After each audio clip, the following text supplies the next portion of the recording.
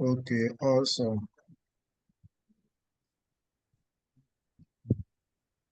Okay, good evening, distinguished ladies and gentlemen. I welcome you once again to another insightful session. Um, I'm your regular host, Jamiu Onosanya, the convener, Public Service Knowledge Hub. Yeah, before we commence the class, it is important to recognize our major partner, making it possible for more officers to join this program. On behalf of the Public Service Knowledge Hub, we extend our sincere appreciation to the Association of Senior Civil Servants of Nigeria, Lagos chapter, for their collaboration and sponsorship support towards expanding our Zoom capacity and to support all the eligibility year 2026 eligible officers to partake in this impactful Citadel of Learning community. This support has enabled many more eligible officers to participate in this session. We thank the union leadership for this selfless commitment to staff welfare, development, and knowledge empowerment. If you recall before, our normal capacity max is 500, but with the aid of the support of the union, we'll be able to reach 1,000, and they are still planning to do more. We thank the union leadership for this selfless commitment to staff welfare, development and knowledge empowerment. At this point, it is my honor and privilege to invite the chairman of the association and Lagos chapter to address the participants. So, Mr. Chairman, sir, you have the floor. Welcome, sir.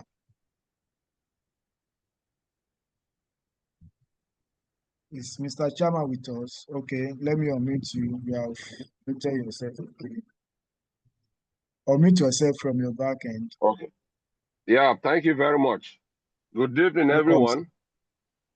Good I evening, want sir. to use this opportunity to thank and appreciate everyone, especially the convener of this program, that is the Knowledge Hub, and our participant, that is Mrs. Durodola, for taking time out to be. Hello, can you hear me? You are audible. Go ahead, Yes, sir. you are audible. Okay, so for making time out to be part of this session, we want to appreciate you, ma.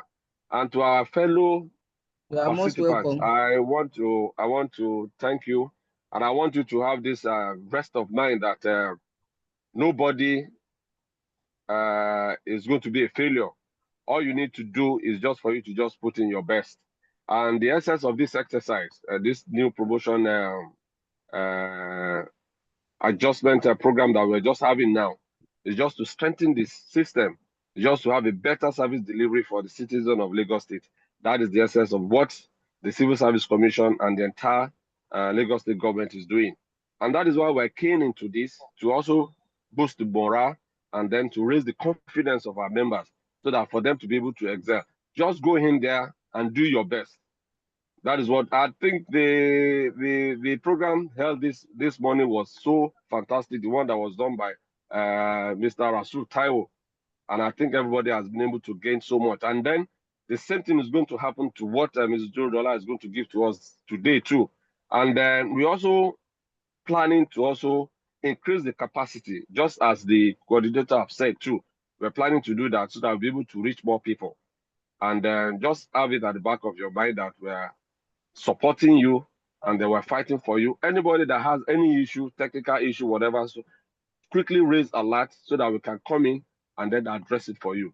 We are partnering with the Civil Service Commission so that this exercise can be free and fair for all our members. And I want to use this opportunity to pray for you that at the end of the day, success is going to be yours by the special grace of God. Thank you very much. Amen. Thank you very much. Let me see your emojis so that I can claim that prayer. If you know that you want to be part of the next level, let me see your emojis. Let it be coming. Yeah, thank you very much. Awesome. Thank you very much, Mr. Chairman, for your inspiring word and continuous support. Yeah, distinguished colleague, we are now set for today's lecture. Yeah, that's okay. That's okay. That's okay. Nice one. Nice one. Yeah, today's topic is extremely important for every officer currently in service, regardless of cadre, grade level, or years of experience. Retirement planning for public servants. Many officers prepare to work, but very few prepare to retire. Yet, retirement is not an event, it is a process. A process that requires documentation, understanding of pension, regulation, financial planning, emotional readiness, and timely compliance with service policy. Tonight's session will cover retirement processes and planning, exit procedure, documentation required before disengagement, and common mistake that delay benefits.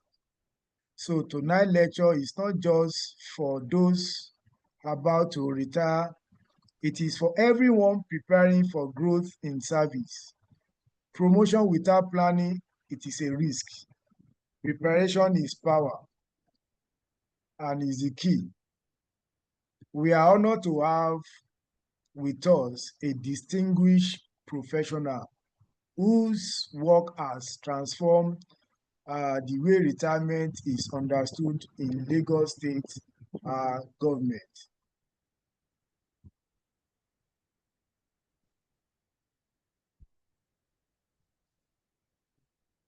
Mrs. Durodola, Mrs. Olushola Bukola Durodola is a seasoned public administrator and accomplished human resource strategist with over 26 years of meritorious service in Lagos State public service.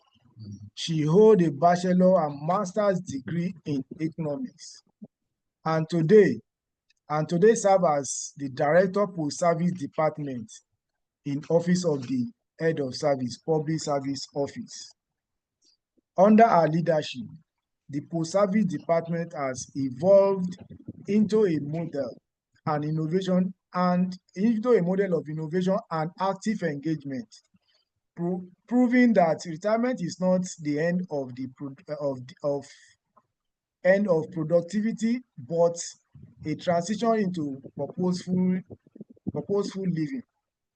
She initiated the Lagos State Public Service Retirement Handbook, a first of its kind guidebook that simplifies retirement policies, financial steps, and documentation requirements for officers. She also established the Retirees Advisory and Welfare Committee, RALCOM, an initiative designed to empower retirees with skills, financial stability, mentorship, and advisory support. Since 2021, she has hosted bi-monthly webinars attracting retired head of service, permanent secretaries, and senior officials, keeping thousands of retirees engaged, informed, and productive. Mrs. Durodola is a fellow of the Shatter Institute of Personnel Management and a member of NIM and fellow of the Institute of Strategic Public Negotiations. She is known for her strategic leadership, depth of knowledge, empathy, and passion for building a service that values both officers in active and duty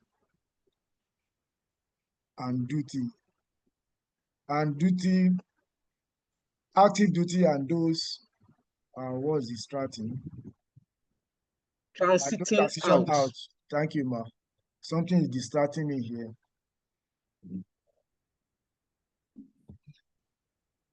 Oh, sorry, I couldn't. I'm coming now. Try to get my program. Couldn't find what I'm reading again. Okay, let me do it this way. Sorry, I don't know what take it off.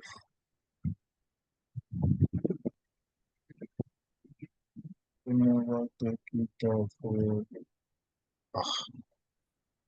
What if you do? Sorry, I couldn't see my slides. Do you want to share my slide? Can I share for my end? No, this one is I'm coming, man. You will. Okay. I'm coming. Sorry.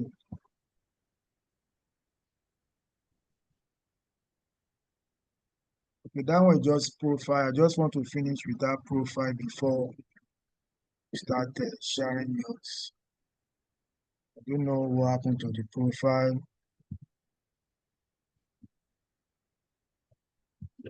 Okay.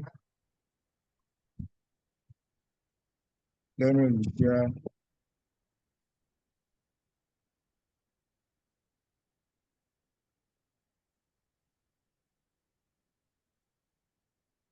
Okay, let's proceed to the slide of the day. You can bring up your slide, ma. All right.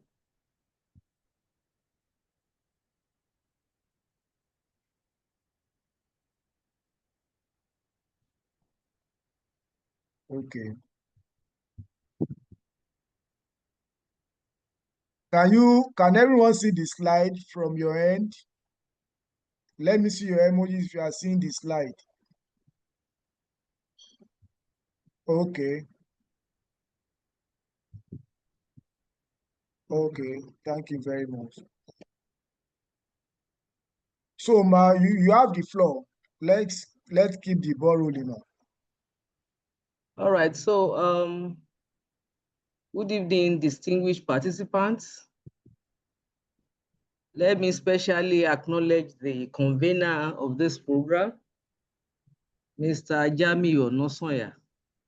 And I also want to extend appreciation to Association of Senior Civil Servants Nigeria, Lagos branch, for this opportunity. So tonight we are going to be looking at retirement planning for public servants, especially in Lagos State. I'm starting with these 3 quotes. Begin with the end in mind. That is by Stephen Covey. That is the second principle of highly effective people. You begin with the end in mind. Whether you are just starting your service with the Lagos State government, you are a few months into the service of Lagos State government, or you have spent 10 years, 34 years, almost clocking 35, this topic is very, very relevant to you. Then the second quote is, planning for retirement is a journey, not a destination. So it's something that you keep reviewing over time. And then the best time to plan for retirement is yesterday. And the second best time is today. These 3 quotes implies that it is very important that we start planning for our retirement early. Now, let me start also by saying that a lot of people, when thinking of retirement, the only thing they think about is about finance. And retirement is a lot more than that. We need to plan socially, health-wise, both mentally and physically. The objectives of our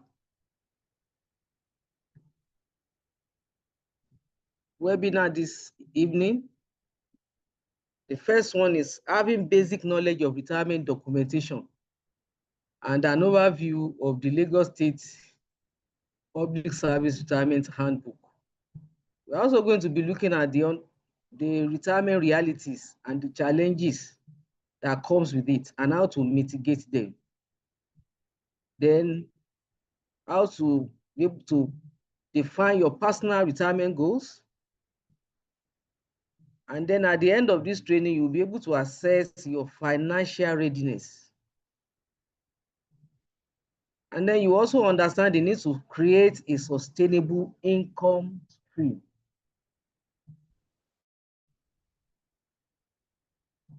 I have more than that, but I want us to run because we have a lot to do.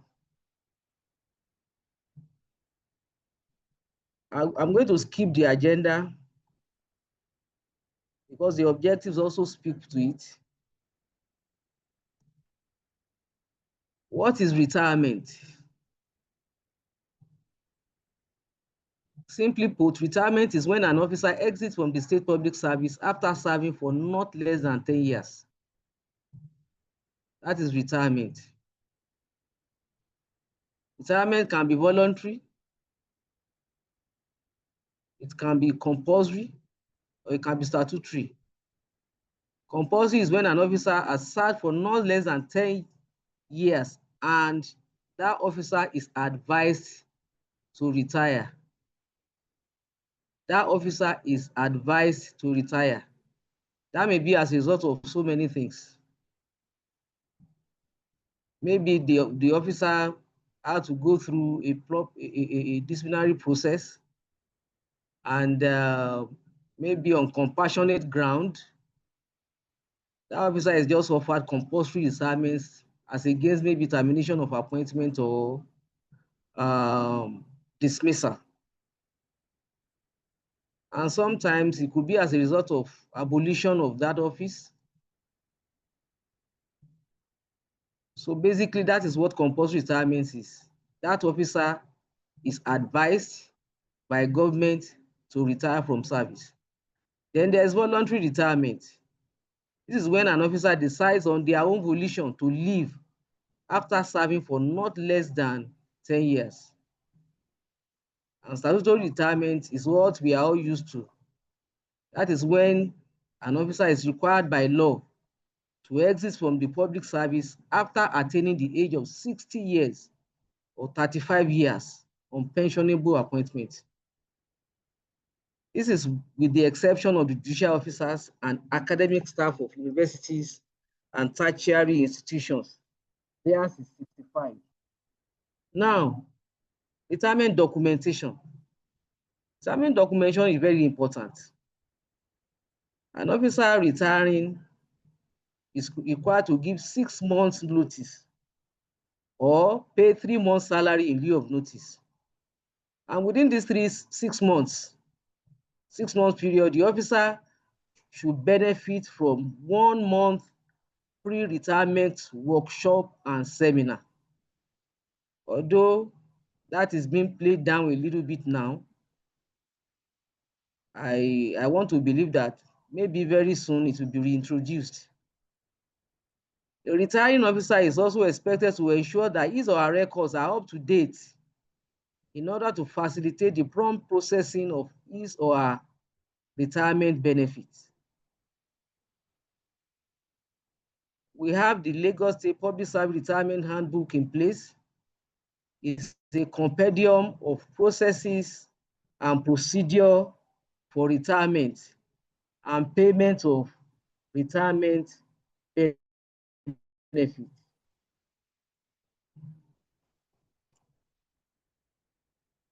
There's something important that I want us to note.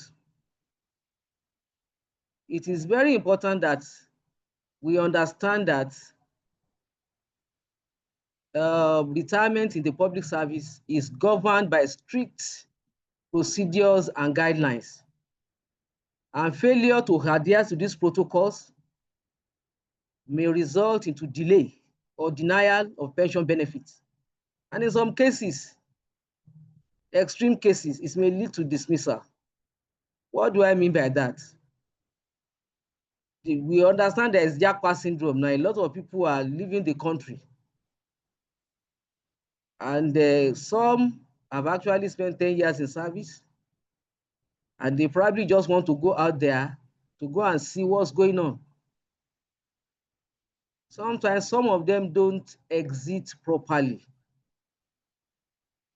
They probably will say, I'm going on leave. I want to take a leave of absence. And then when they discover that they're enjoying their new location, they may not put in their necessary papers. We have seen situations where people are presented before the personnel management board for abscondence. And most of the time, it leads to dismissal. So let's bear it in mind that it's important for us to ensure that we put in all necessary documentations before exiting the service. Now, bearing in mind that we are preparing for promotion, really the import of retirement planning is beyond promotion. But bearing in mind that this is promotion period, we may want to briefly look at the content of retirement handbook. I'm going to stop sharing this slide for now and then share the retirement handbook so that we just have a look. For some of us who are not conversant with that book,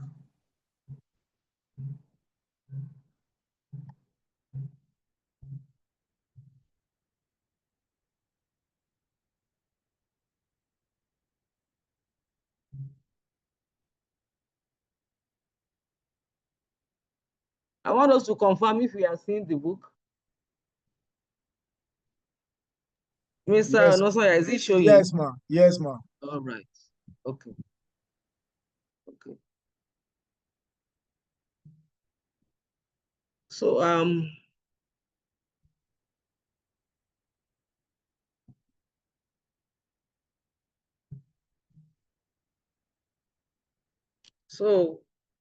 this is, I want us to start from chapter 2. And it says that there are 3 ways by which an officer on pensionable appointment can exit from the state public service, apart from dismissal, termination of appointment, abolition of office, redundancy, incapacitation, invalidation, and death. And that is resignation, withdrawal of service, and retirement. We've spoken about retirement. Resignation is when an officer decides to exit from the state public service after serving for less than 5 years. When the officer has served for less than 5 years, it's not up to 5 years, that officer will be required to give 1 month notice of his intention or pay 1 month's salary in lieu of notice. Now, withdrawal is when an officer decides to exit from the state public service after serving for more than 5 years, but less than 10 years. The officer shall be required to give 1 month notice of his intention or pay 1 month salary in lieu of notice. We've spoken about retirement, so let me just skip that.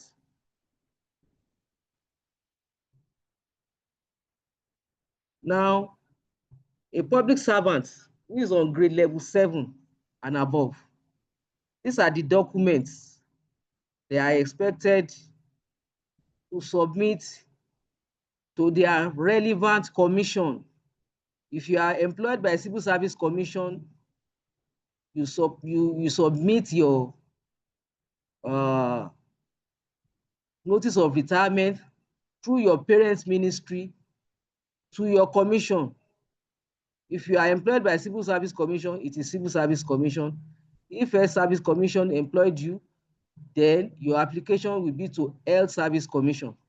Or if it is TESCOM, or if you are employed by a parastatal, then you will direct your application for exit to your parastatal. Now, these are the documents that you are supposed to submit. Up-to-date certified record of service, copy of letter of first appointment, letter of confirmation of appointment, copies of letters of promotion, copies of letters of advancement or conversion, if relevant. Then clearance of state of indebtedness from relevant MDAs, which includes Staff Housing Board for staff housing loan, and then car refurbishment loan now. Then Ministry of Commerce, Cooperative Trade and Investment for the cooperative, clearance for cooperative, and then Debt Management Office. Then you can also get clearance for Director's Cadre, for personalized vehicle clearance. And then if there is need for you to pay 1 month or 3 months salary in lieu of notice, then you have to attach your receipt. Now, your application must get to the commission 3 months before applicant's last day in office. This doesn't nullify the rule that requires you to put in your notice 6 months. What it means is that by the time you write your letter of application and it is submitted in your ministry 6 months before, about 3 months is given for obtaining all your clearances from different MDAs. 3 months is sufficient to get all those clearances.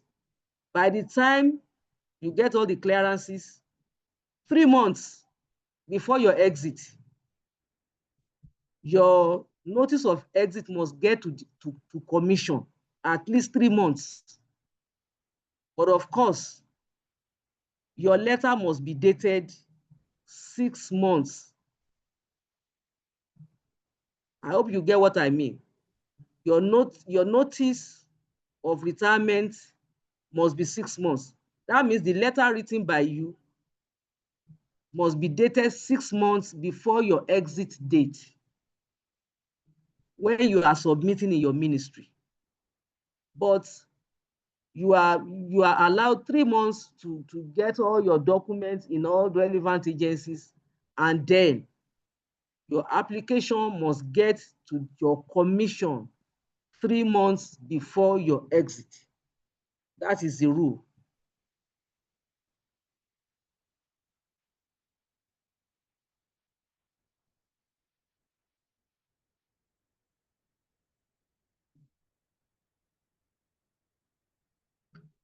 Well, some people die in active service. We don't pray for it, but it does happen.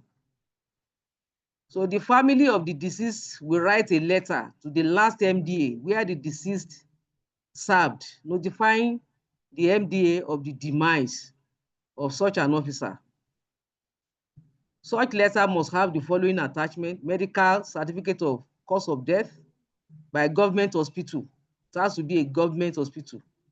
Obituary publication, and all the service documents of the deceased. Thereafter, the MDA will write the relevant commission requesting for death clearance letter for the payment of deceased entitlement. Now, if any member of staff dies in active service, the named beneficiary is entitled to 36 months earning basic housing and transport allowance, and then burial expenses up to like 25,000 naira only. Of course, that will require a review. To assess this benefit, the family must write a notification letter to the Permanent Secretary, Ministry of Finance, through the MDA where the staff had worked before demise.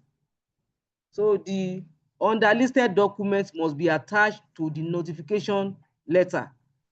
Death certificates indicating medical cause of death, signed by a qualified medical doctor, and 3 months pay slip before death. Appointments and confirmation letter. Last promotion letter, death claim form, and then obituary flyer. There is something important that we all need to fill. That is death benefit nomination form. It makes it easier for beneficiaries to access all necessary benefits from the government. Death benefit nomination form is a document that an active public servant is expected to fill as his or her wish, indicating who should be entitled to his or her death benefit in case of death. It is noteworthy to mention that all public servants in the state are expected to fill the death benefit nomination form while still alive, subject to amendment as desired. Duly signed copies of these forms are to be submitted to Ministry of Finance, Ministry of Establishment and Training, and then Lagos State Pension Commission, LASPEC. That is according to the HOSC circular number 116 of 24th September 2015. Now let's take the processing of retirement of officers below level 6 before we move on to other things. An officer on level 6 or below seeking for approval for relevant retirement should write his or her application to our MDA attaching relevant documents stated in paragraph 2.2.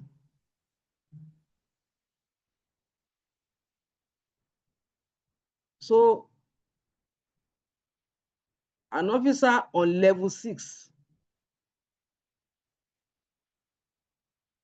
will pass their own documentation through their MDA to LASPEC.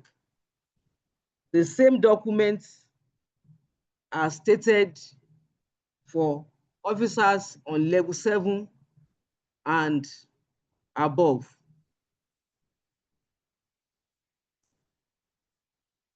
There are other processes too in LASPEC, but for the purpose of what we are doing tonight, I'm going to skip that, and then we'll go back to our slide.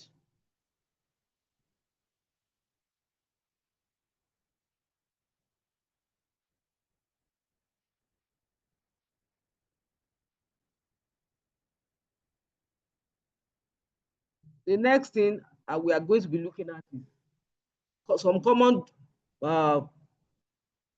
documentation issues that I have come across. Incomplete documentation. There are people who don't submit all the required documents. And that is the major reason why the Office of the Head of Service through the Post-Service Department had to document all the processes and procedure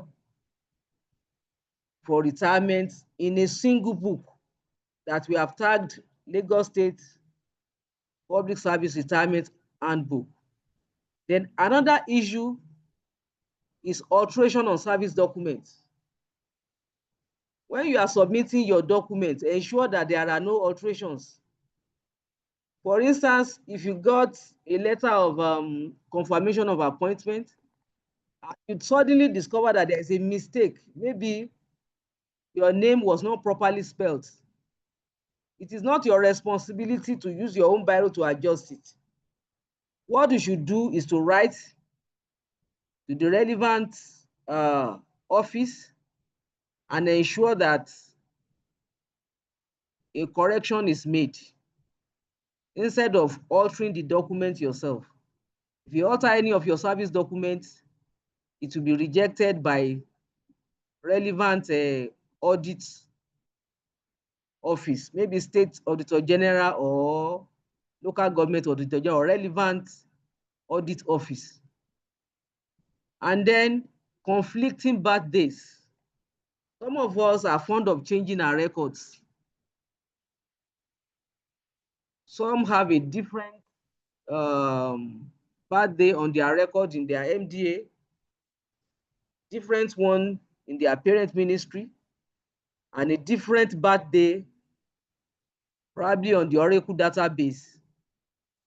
When you are exiting the service, it's likely to create a problem for you. Or if you even have a different birthday on your NIN, because now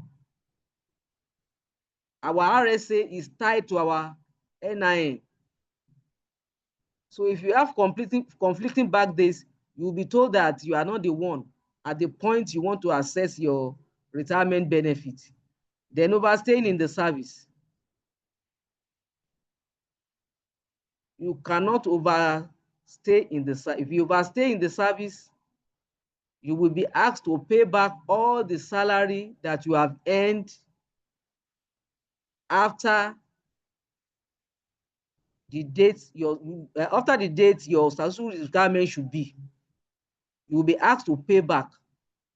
Statutory retirement is age 35 or 60 years of age. If you spend 61 years in service of age, you will have to pay back 1 year salary. If you spend 36 years in service or 37, you will have to pay back 2 years salaries. And I can assure you the LASPEC will not process your retirement benefits if you don't pay back. So we are encouraged not to overstay in the service. Some people are doing it and they are required to pay back. Then conflicting name spellings. These are also common errors. And then some officers don't have files in the central record. Please, let's ensure we have our records. And apart from the fact that we have a file there, let's ensure that our files at central records are up to date. And then another common issue is that there is no valid will or estate plan left by the deceased employee. Like I said earlier, nobody pray for death, but some people do die in active service. And if they do not have any valid estate plan, or they do not have any death benefit nomination form in place, it becomes an issue for their beneficiary to assess their benefits. So that is about retirement documentation. Now let's look at realities in retirement. There are financial realities, physical health concerns, and then emotional and mental health concerns. Now, talking of finances, you know, the realities in retirement is that monthly salary stops, perks of office stops. Those of us who have drivers, we have official cars, all those ones will stop. And then there's also the danger that we may not have enough money to maintain the standard of life that we enjoyed in active service. Then there may also be lack of resources to live a comfortable life after retirement. And then we also have the issue of high inflation that is constantly eroding the purchasing power of our fixed income. Then we have little or no knowledge of how we can increase our earning capacity because we are not used to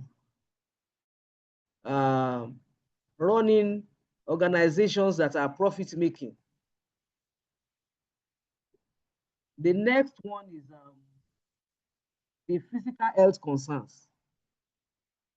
You know, with age, advancement in age, problems like hypertension, high cholesterol, arthritis, coronary heart diseases, diabetes, kidney issues, heart failures, depression, dementia. These are the common health challenges that comes up. And then when it comes to emotional and mental health, there is a kind of a sense of identity and meaning that our jobs give to us, a sense of purpose that we lose when we retire. For instance, I'm director post service. When you ask me that, who are you? I'm likely to say, I am Mrs. Drodola, director post service. It gives me a kind of identity. It gives my life a meaning and purpose. It gives my day a structure. And I have co-workers around me. But I bet you, some of us don't realize that our co-workers are not our friends. They are just co-workers. By the time we leave the service, that is when some of us will realize that we really don't have much friends. So sometimes, instead of feeling free and relaxed after retirement, there's a possibility that we may start feeling bored and aimless. And then with aging, there's declining in mobility, there's increased loneliness, growing isolation, because we no longer go to work. Probably when other people are leaving the house, they are going to work. You are just the only one at home. Those are the realities in retirement. Isolation and loneliness can cause a lot of problems.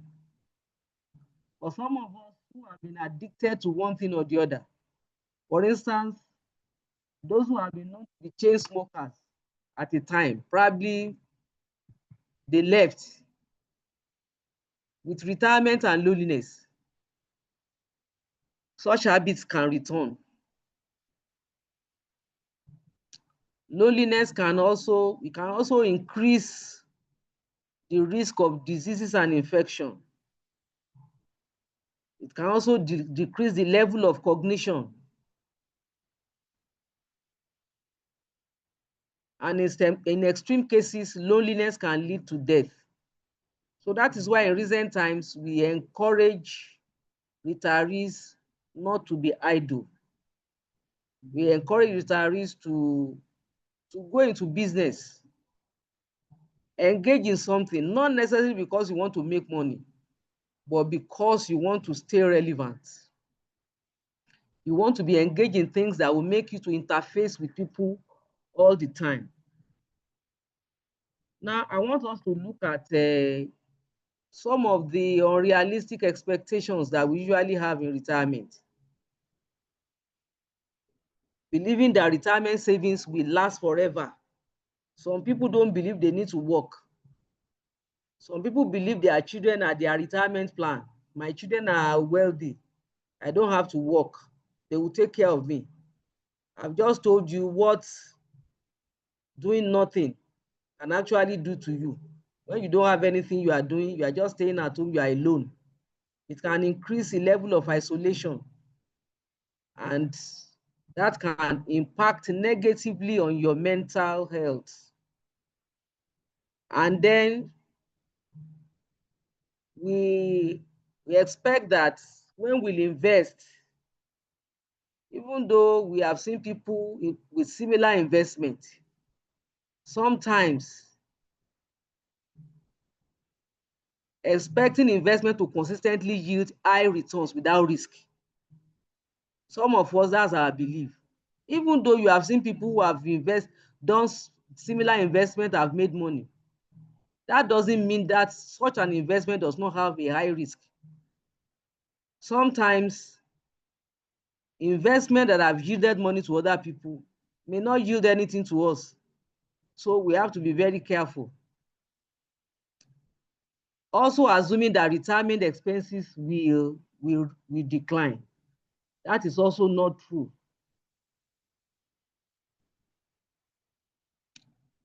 Then unrealistic expectation in terms of socials, believing that family and friends will always be available for companionship. Expecting to maintain large circle without effort, assuming retirement community or club will automatically provide social connection. We have to be intentional about making friends. If you are not friendly, you don't expect that people will gravitate towards you. So what we are saying here is that being socially connected with people is not automatic. You have to make effort.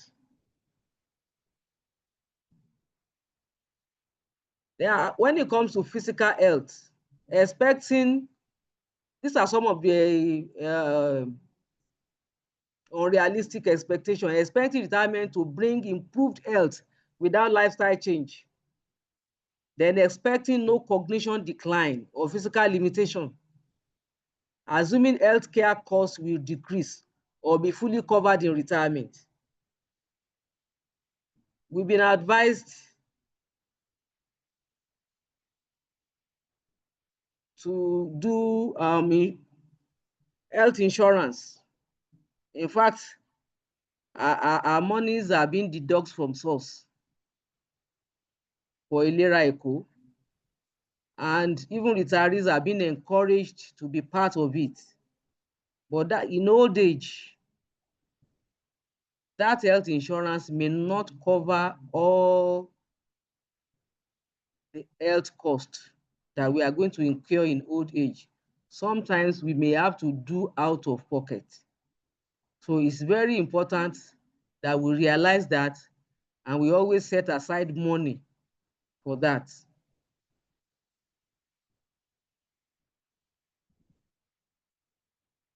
Now let's go into retirement planning proper.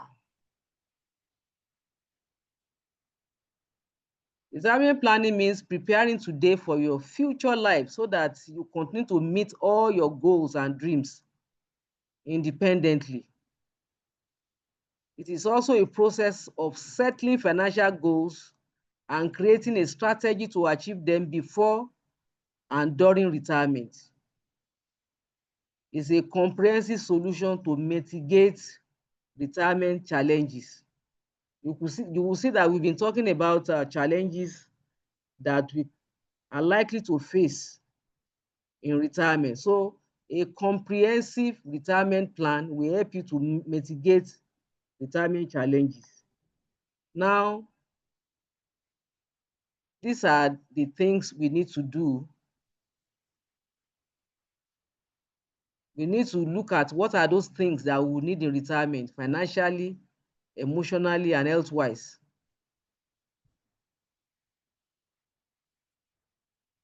What type of retirement home is our choice? Like I've always said, it doesn't make sense for somebody retiring to want to live in a duplex as a retirement home. Because with age, it may be difficult to be climbing stairs. And apart from that, most duplex we have like 5 rooms. And elderly people, those who are retired, in most cases, their children are living home. So it's going to probably remain the man and woman, the couple in the house. And with age, it becomes difficult on their own to manage a big house. So I am recommending 2-bedroom flat is enough for a couple. It's a good retirement home, a 2-bedroom bungalow. That's my own personal recommendation. What kind of car do I want to use in retirement? What kind of car do you want to drive? A car that is fuel efficient, that is easy to maintain.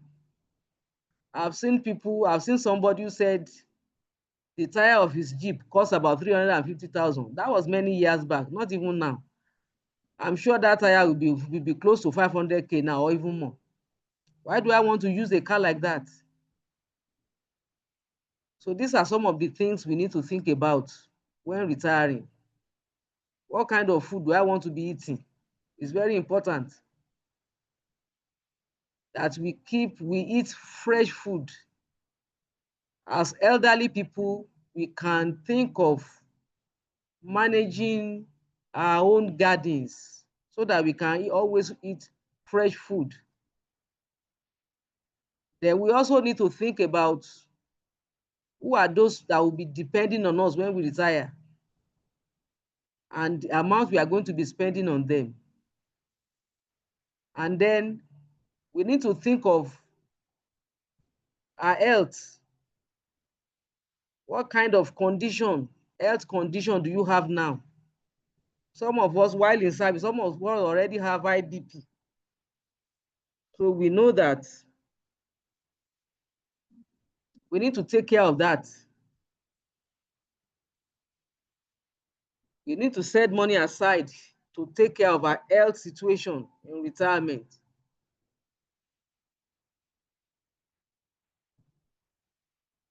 I should have taken this slide first.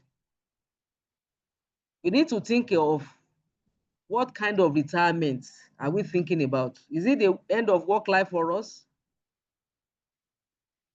Or just end of work life in the public service and the beginning of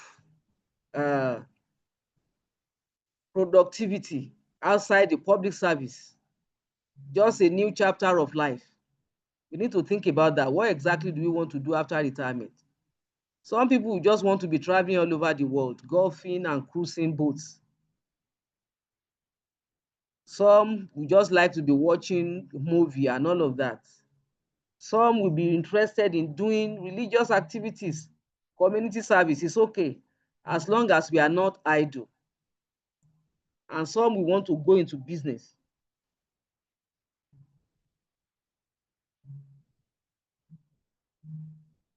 It is important for us to know that we need to think of how much we need to spend daily, monthly, yearly in retirement. And then we need to determine what will the source of our income be.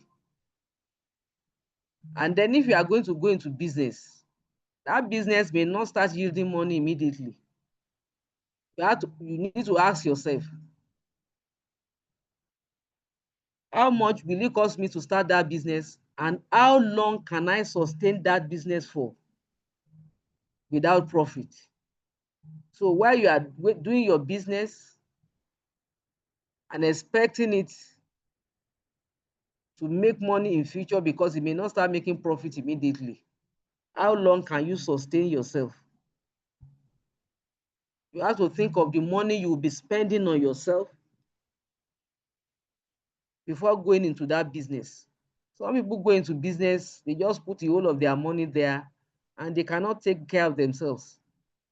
That is not right in retirement. We have to think through, ensure that we have what we are going to spend on daily basis, monthly, somewhere, and then we can run that business with other monies.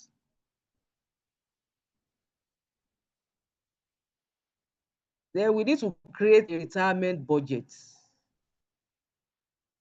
We need to carefully look at our retirement goals and then estimate the financial implication, that is the expenditure and income, which must also reflect inflation.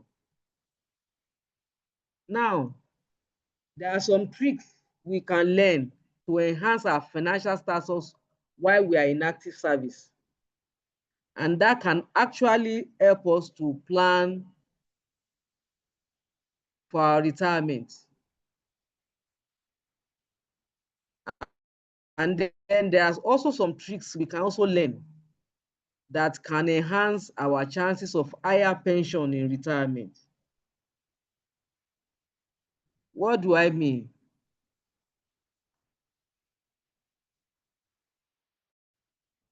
There is the voluntary window in our RSA, voluntary savings window. So you can save more in your RSA. And then you can access 25% of your RSA for equity contribution towards mortgage if you still have 3 years in service.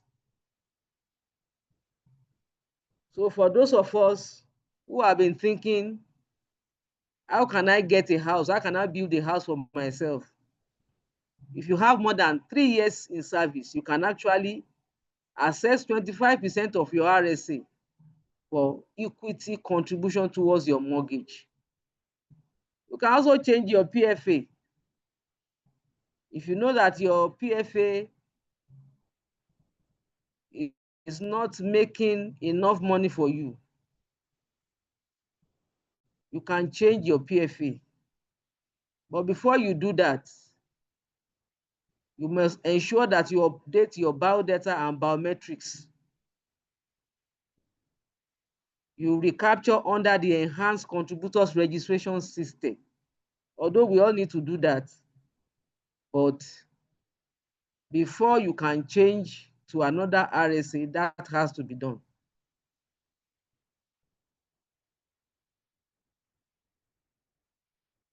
This will also include providing your NIN to your PFA. Now, you can determine where your money is invested. There are different funds under the RSA, Fund 1, Fund 2, 3, and 4.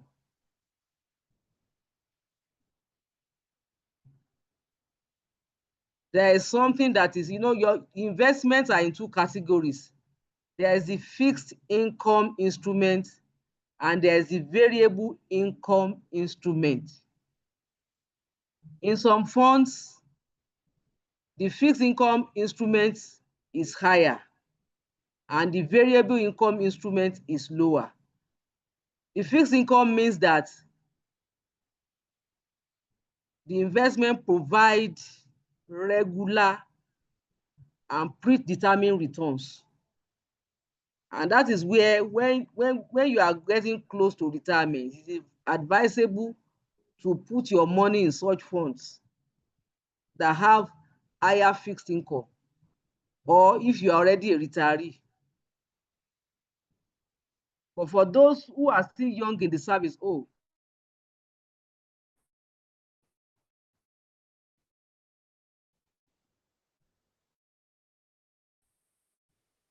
they can invest. These are instruments that are capable of bringing in higher returns, but they are very volatile investments. You can lose money.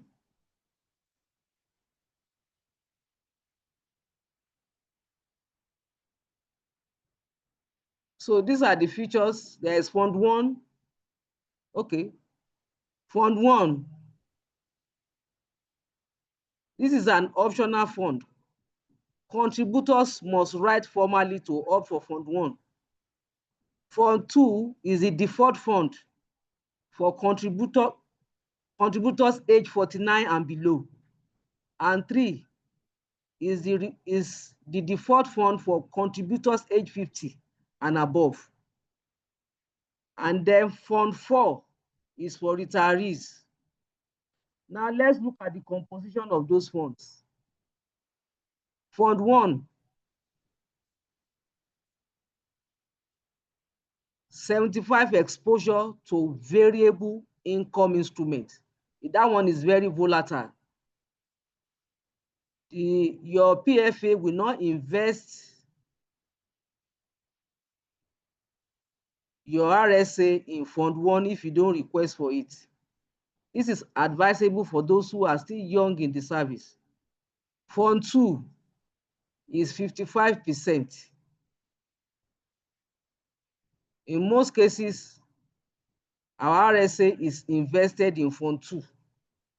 Most people It is invested because it's safer. And then Fund 3,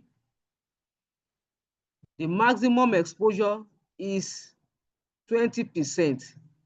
This is for those who are about to retire, those who are 49 and above. And then Fund 4 is for retirees. So we can make up our mind, approach our PFAs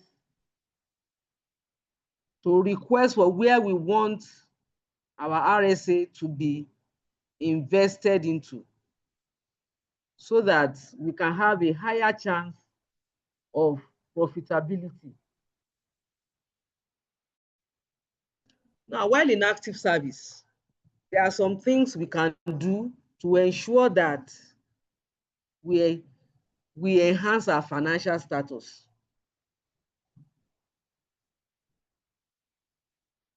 Number one is we should live within our means. Let's avoid borrowing. Live within your means, minimize your borrowing. And then you can increase and diversify your income stream. What do I mean? As public servants, you can go into farming. We are allowed to go into farming. You can invest in mutual funds, or you can get a financial advisor that will manage your financial portfolio for you. But most importantly, you must be an aggressive saver. It's very important. Like I said, you can get a financial advisor to develop an investment strategy for you that works.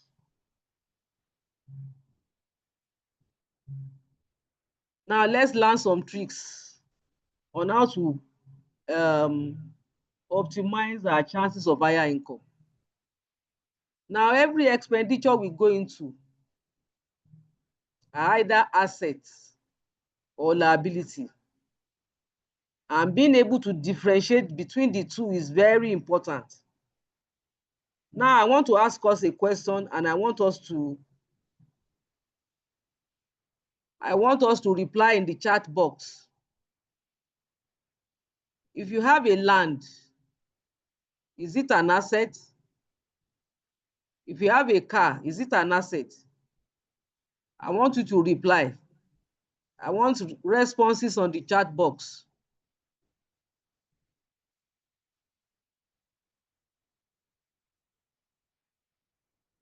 Let me see your responses on the chat box.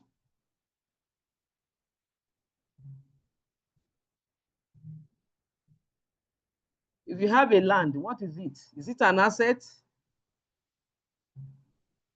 Or is it a liability? I'm waiting for your responses, please. Okay, the chat box is on now. So, sorry, I logged the chat box before. Okay. I'm seeing your responses. Land is an asset.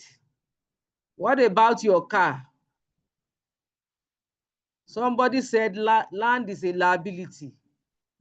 Okay. All right. Thank you very much. Okay. Let me now put it this way. Can somebody explain why your land can be a liability?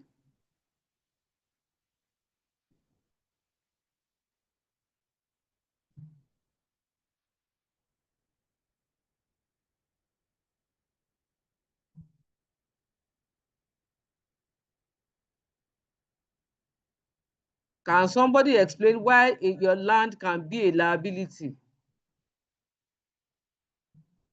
Okay, somebody said land is an asset while car is a liability. I can prove it otherwise. At times, your land can be a liability while your car can be an asset to you.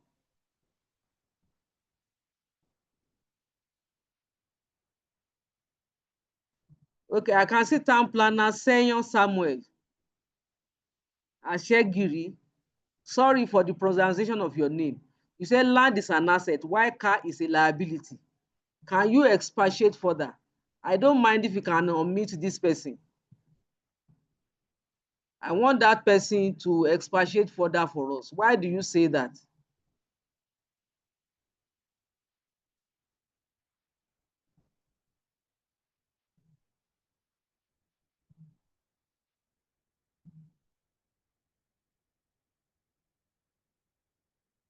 Mr. Anasa, please, can you unmute that person?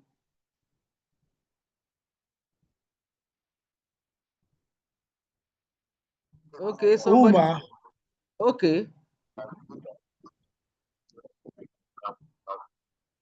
Who do you want me to unmute, ma? I think so. Ashegiri or something like that. That's the person's name. Okay, Ashegiri.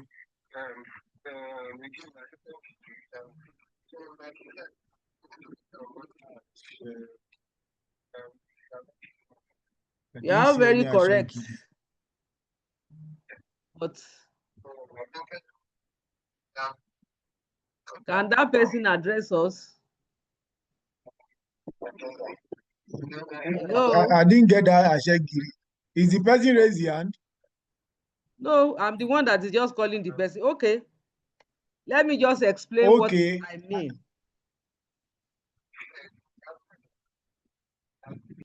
I just wanted somebody to speak.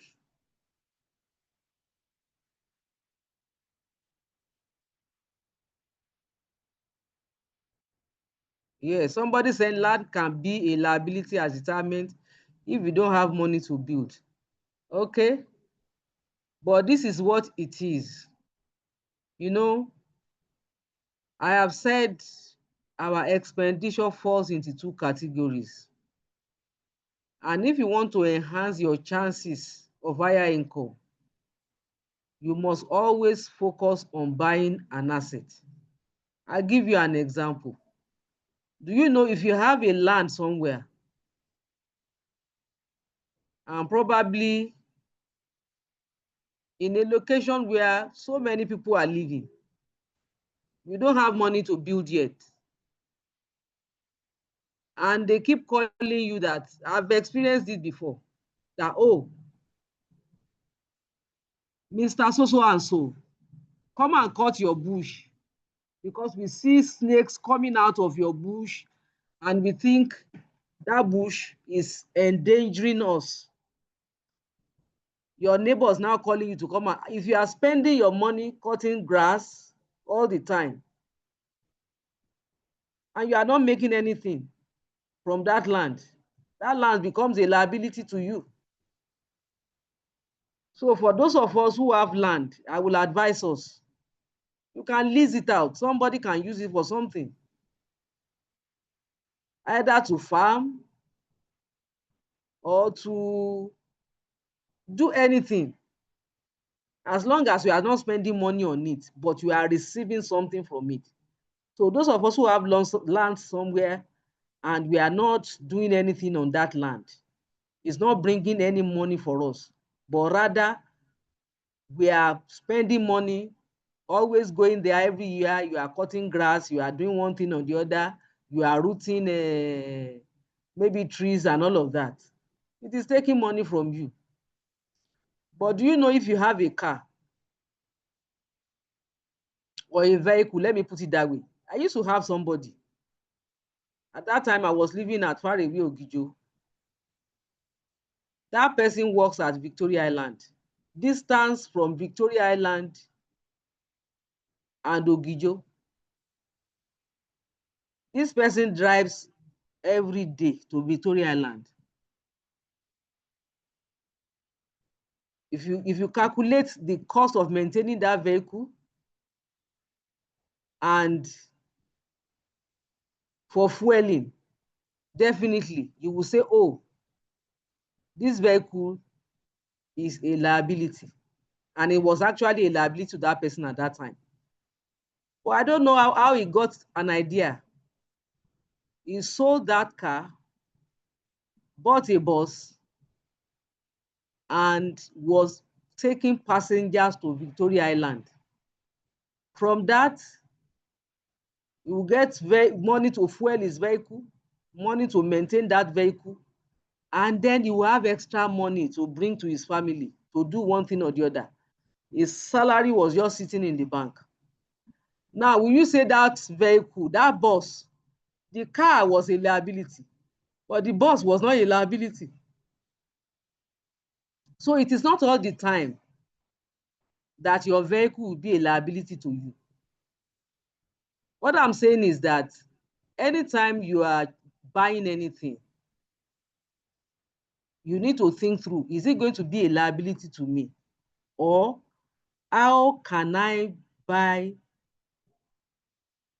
an asset as against buying a liability?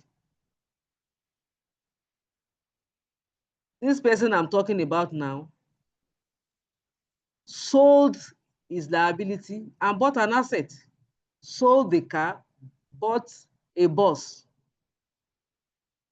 which became an asset to him. So that is how to look at your, when you are buying anything, that's the way to look at it. An asset is an item that has economic value.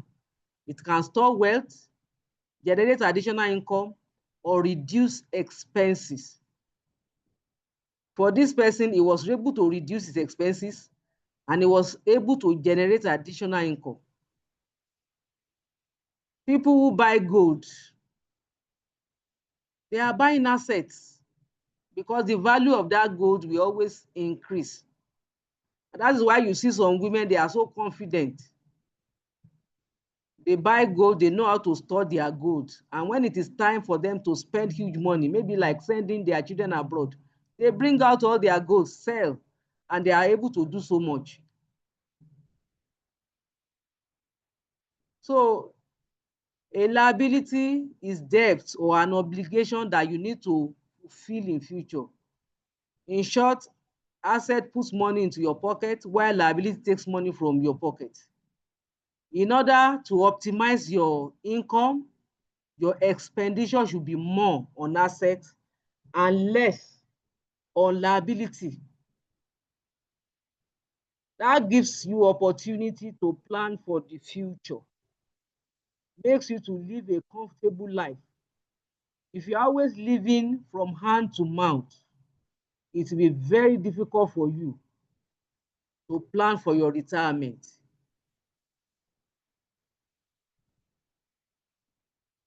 I've spoken about this, diversify your income. I've spoken about this. Be an aggressive saver. You can join a cooperative society, save, and save. I've spoken about this too. Mutual fund. I've spoken about this too. I've spoken about the voluntary window as well.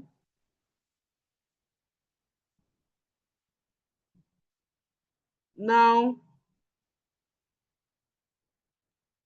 let's talk about how you can mitigate emotional and mental health challenges in retirement. So in retirement, healthy living is important to live a fruitful life. Therefore, let's pay attention to our diet. Do regular checks. Take your drugs. Engage in physical exercise and plan for rising healthcare costs. The government has supported us in public service now such that we do bi-monthly webinars, and one of them is on health. Although the program is meant for retirees, but serving officers are also invited. Please join, learn about how you can manage your health and live well. Planning your retirement starts from now. Then ensure you have adequate insurance coverage. Make sure you have a good one. A good health insurance. Choose a health package that will take care of you in retirement. Although I have said it will not cover all the costs, but at least You will not do much of out of pocket if you choose a good one. Then you have to prioritize your physical and mental health. It is very important. Stay away from people who are toxic. If there's someone, when you stay around that person, they are always gossiping, always letting you know that you are not good enough, stay away from such people.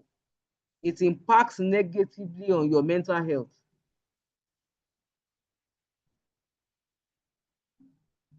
For your emotions to plan to be involved in social activities and keep on improving your social interaction is important. Put a lot of effort into it. Join clubs, especially old student association. You know, when you are among your schoolmates, that is when you discover that no matter how old you are, you can still behave as if you are a child. And that is good for you. It's good for your emotions. Then volunteer in your mosque, in your churches, in your communities. Nurture relationships. Build your community network and stay engaged through volunteering and hobbies. Volunteering is always very good. Don't expect that, I mean, when you are doing anything for your community, you must earn money. No. Volunteering is very good. It will keep you engaged. It will keep you relevant, and that is good for your mental health. Then get an hobby. And one good thing Lagos State government has done for us is also to create recreation and wellness centers across the state where we can meet our colleagues, former colleagues, and interact socially. Let's be authentic. It's very important. Be real to yourself in retirement.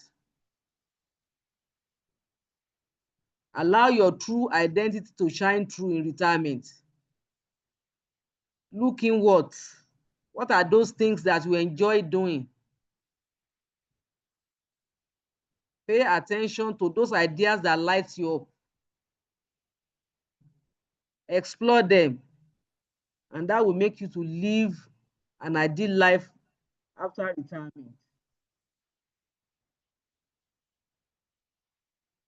Then plan your estate. Your estate consists of all your assets and properties, everything you own, your money, your retirement account, bank account, debt and other assets. That's your estate. Your will is the document that outlines all the things that should happen to everything you have when you die. We all live long by God's grace. Then estate planning is the process of outlining a plan for your estate for when you die. It's the master plan of for your family. It usually includes your will, your asset list, and the power of attorney. The person you are giving the power to administer your estate when you are no more.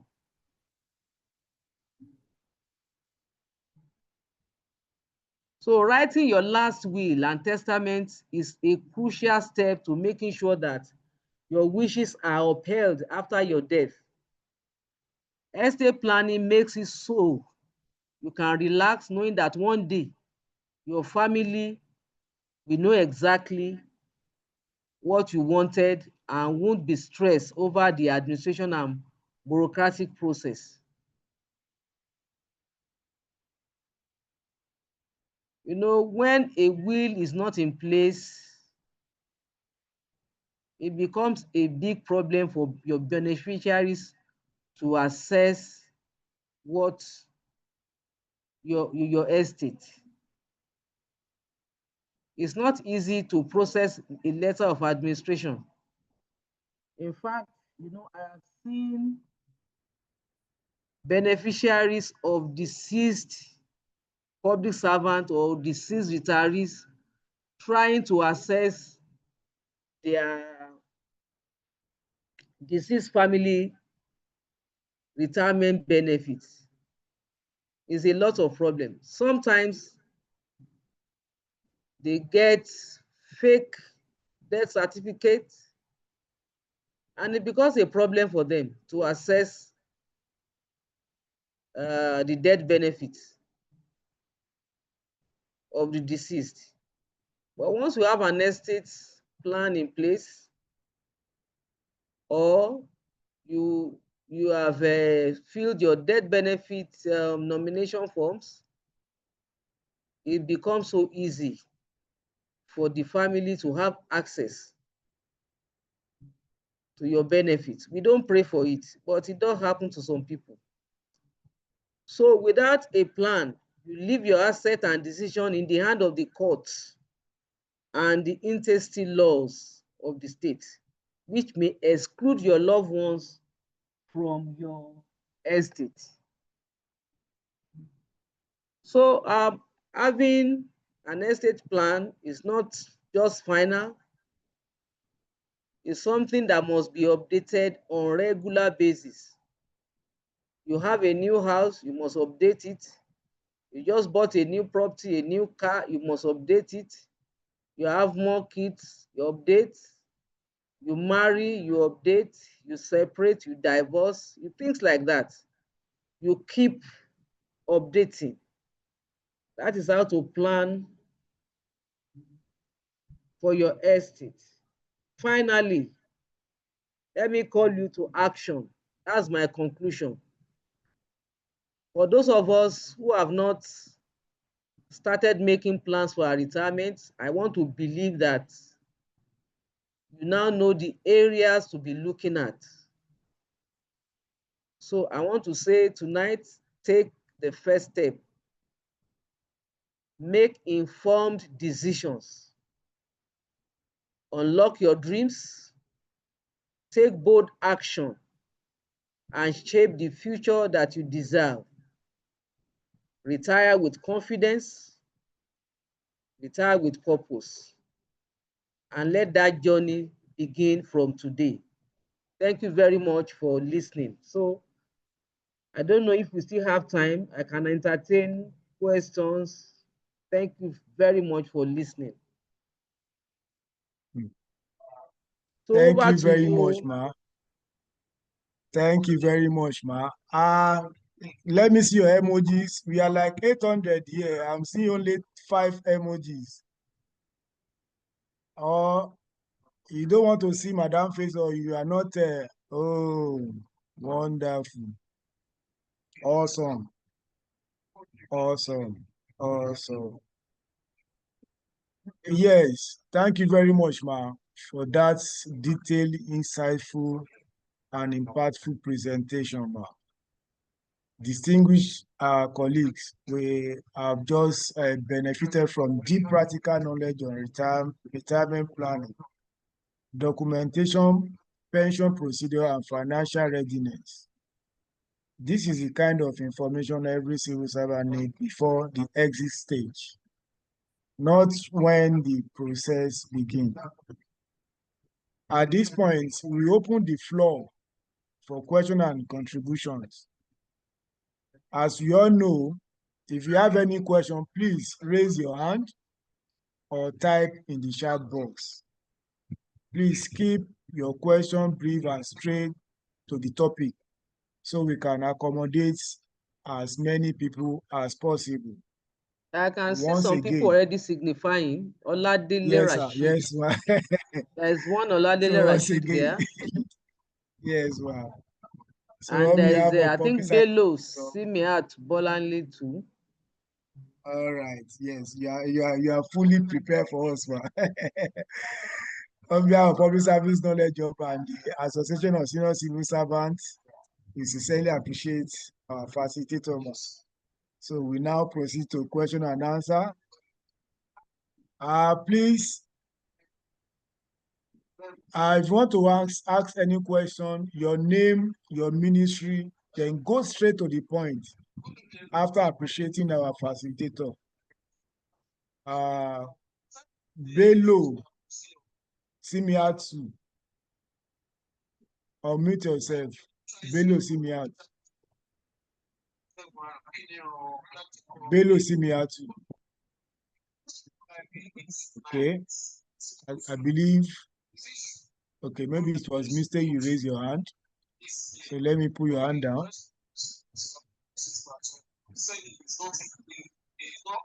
Modupe Sahid, unmute yourself.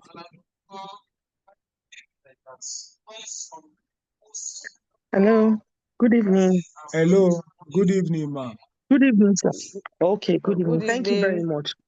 Good evening, madam. Thank you very much for the insightful session. My name is Modupe Ola Sahid Adibambo. I'm a Deputy Director of Social Welfare, Ministry of Youth and Social Development. So you said when you were doing during your presentation that for senior officers, we need to give 6 months notice before retirement, whether it's voluntary or statutory. The question I have is about when one wants to give pay in lieu of notice, 3 months. You know, when you were talking about the 6 months, you said one must write the letter and it must get to the commission at least 3 months before the retirement date. Now, when Yes. it is 3 months in lieu of notice, how does that work? When should the letter get to the commission? You know, after having written to the MD. And secondly, you said the letter must get to the commission 3 months before. Now, once the letter has been submitted at the MDA, it is no longer in the control of the officer as far as, we can tell. What happens if for some reason, the MDA does not push the letter to the commission at the stipulated time? What happens? How is the officer going to be penalized or anything like that? Thank you very much. The officer will not be penalized. Definitely, with the dates on the letter that you wrote, it will show that you gave the required notice. So it is that office that will be sanctioned. It won't be the officer that will be sanctioned. Did you get that? You will be sanctioned. You will not be sanctioned. It will be the office that will be sanctioned, not the officer. Because once the initial letter that you wrote, that you submitted to your office, carries 6 months notice, you cannot be penalized. It is the officer, the scheduled officer, that will be penalized, not you. And then if you have to pay in lieu of notice, then the notice is not necessary. You know, sometimes exiting the service, you may need to exit. Maybe you don't have prior knowledge. Something just happened and you know that you just have to put in your papers. At that time, all you need to do is to pay for 3 months in lieu of notice. You pay back 3 months salary.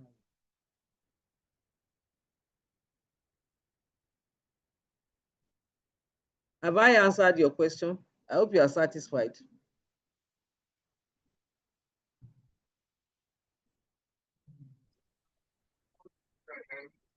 Over to you, Mr. Amosoya. Thank you very much, ma. All right, ma. As our rules and regulation, we don't pick any anonymous name. I'm seeing Zoom user. So I believe that Zoom user is not a civil servant. So I don't think I will call you, but let me see what happens. Okay, Zoom user, unmute yourself. Your name and your ministry. Zoom user. You see, you don't know that I'm calling you now. Okay. Mr. Oladele Rashid, unmute yourself. Thank you very much. Good evening, Minister. Thanks for the lecture, man. Really appreciate it, man. You are My not name is- audible, sir. Close to your mic, please. Can you hear me now, sir? Can Can you you hear me close to now? your mic? Yes, Can you hear me audible now? now. Thank you. Yes, sir. Good evening, sir. Thank you for my name is Oladile Rashid Babatunde from Ministry of Environment and Water Resources, Lagos Sky. Okay.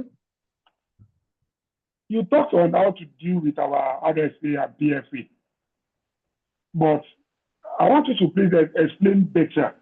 There's this 4 column you give that, that give us the age on where to, fit in some, how to work with our PFA. Please, I want you to expatiate further on that, please.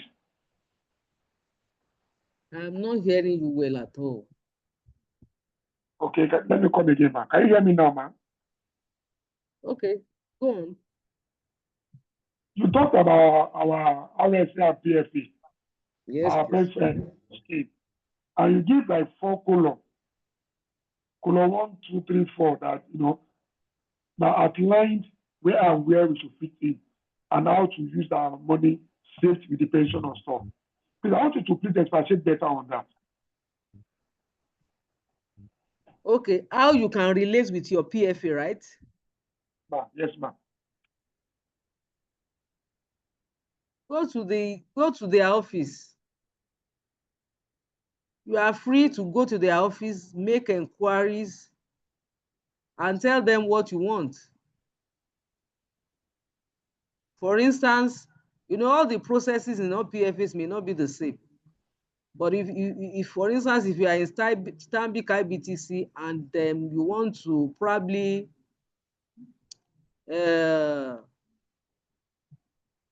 put your money in another fund, you make a request, they will grant it. But if you want to change your PFA, you won't go directly to your current PFA. You go to where you want to go. They know what to do and ensure that they take your account from the other PFA. That's how to do it.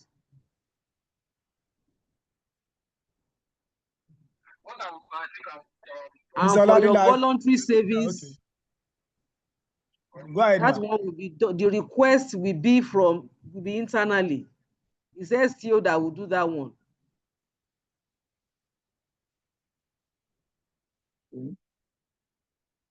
Your request for voluntary saving will go to STO. We write to the SPO. Yes.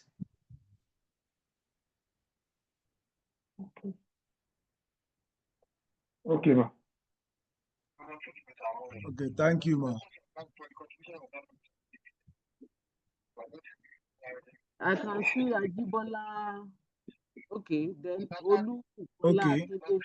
Rafiat Abijo Aregbe. Unmute yourself. You have the floor. Your name, your ministry. Good evening. Thank you Good very evening, much, ma. Thank you very much, ma, for an impactful session. My name is Abijo Aregbe Rafiat from Local Government Service Commission. Okay. Ma, when you were putting us through the session on unrealistic expectation in retirement in terms of health, ma, presently, ma, I benefit from Ilera Eco Health Scheme. Okay. I'll be retiring next year, October, by God's grace, ma. Okay. I want to know if I'll still be able to access the health scheme after October next year, ma. Definitely, you will be. In Thank fact, you you can ma. have up to 2 years for free before you continue paying again. Yes. Okay, ma. Okay, ma. Thank you very much, ma. God bless you. Yes.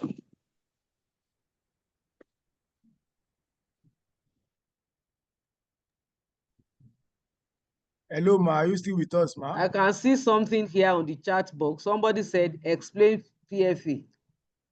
PFA is your pension fund administrator.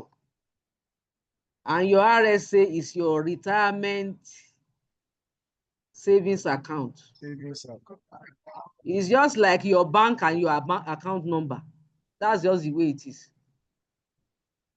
It's like your bank account and your account, personal account.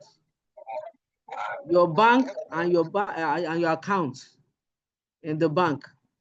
The PFA is like your bank and your RSA is like your own personal account.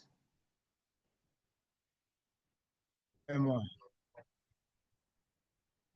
Hussein Olanigan, unmute yourself, sir. Your name and your ministry.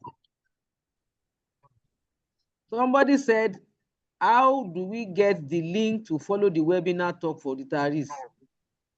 Please ask your director here and HR. It's always on director and HR platform. The link is always there. So if you ask your director here and HR, you will get it. Good evening, ma. Good evening, sir. Somebody said, My what name is is SEO, ma? State Good Treasury evening, sir. Office. Sorry. Go ahead. Good evening, ma.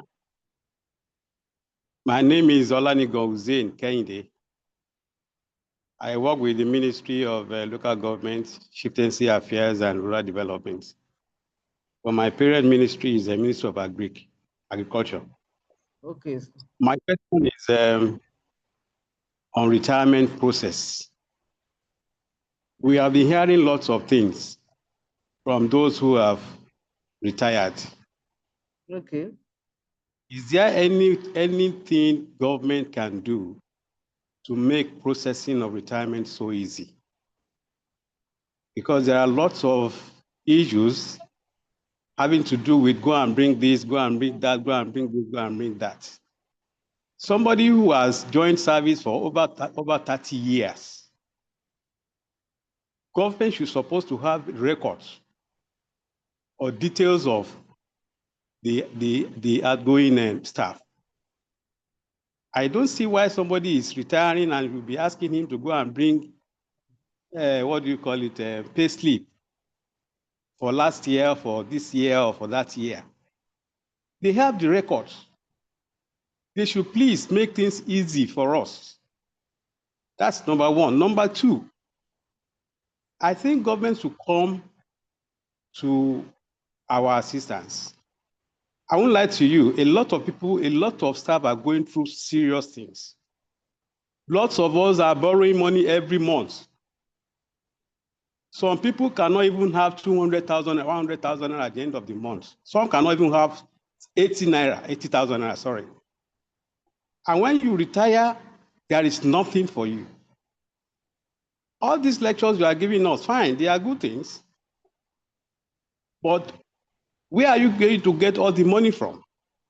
We need money to do all these things. If you want to eat, you need money. If you want health in Nigeria, common malaria now, you spend nothing less than 30,000 naira. And when you retire, how much are you going to be giving every month? So we are in a serious mess. Let's face the facts. In London, when you retire,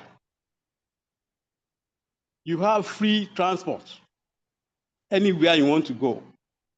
Once you are 60 and you retire, you don't pay anything again. We have a lot of burden on us when we retire. Some of us, when we retire, we have problem of paying school fees to our children. Some we have health issues. Some we have dependents. How are we going to solve all this from the money they are giving us? And I won't lie to you, when you are talking of corruption in Nigeria, this is what is happening. This is the reason for everything. The future is not secured financially for anyone. So I'm imploring, I don't know how we are going to do this, but I think government should come to our aid to at least reduce the burden on us when we retire. That is my question. Thank you, ma'am. It's not a question, sir. Whatever it is, that is what. You have said so many things. But Whatever it is. let me start by saying that You know, you mentioned something. You said we borrow a lot. Do you know that some of the things we borrow money to do, they are frivolities? I'm sorry to say. Sometimes we just tell ourselves that those things are very important when they're actually not.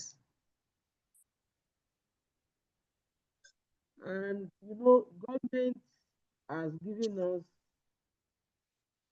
the opportunity to go into farming. I'm a farmer, as you are seeing me. I have a farm. I process gari, I do chicken, and I get money from it. So I want to advise us, even if it is, you know, planting what we can eat, is very important. Let's do it.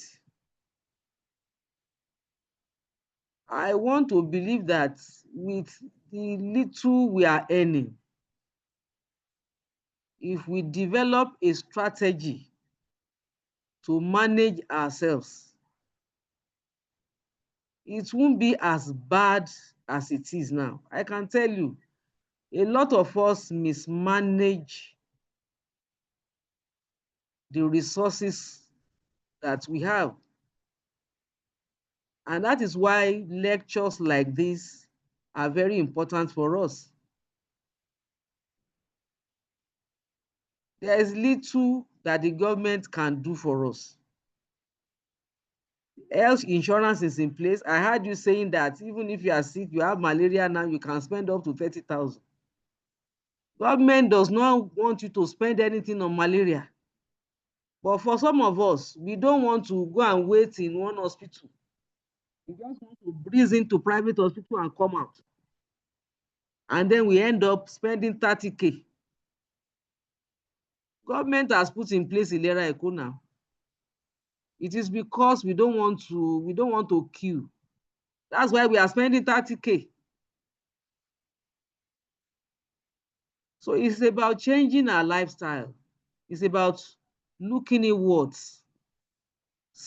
It's about looking at the things we can do better to ensure that we don't put ourselves under undue pressure. Some of us are always buying Asoebi. Some of us are always going to hang out somewhere with friends to drink beer and all of that. There are some costs we need to reduce.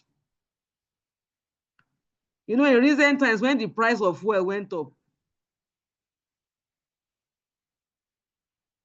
vehicles on the road have reduced. No more serious hold up anymore. Families who before we bring out 3 or 4 vehicles, the father takes one, the wife takes another one, the children another one with a driver. People now understand that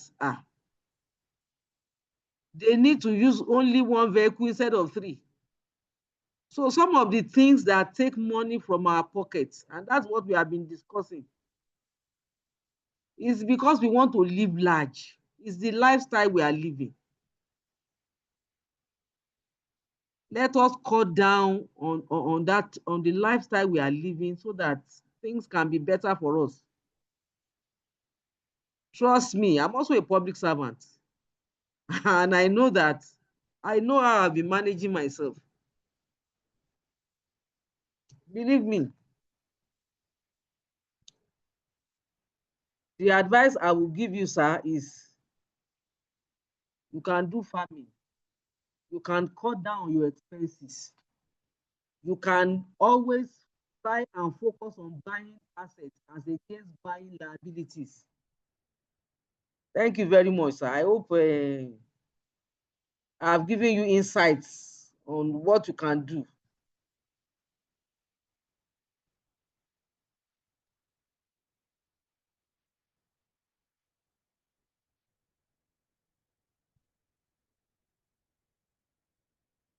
Somebody said, is it basic salary the person will pay I want to believe that is a 3-month salary in lieu of notice. It is the total package, not the basic, total. Total, even before tax. Before tax and all the deductions, it is the total package you will pay back.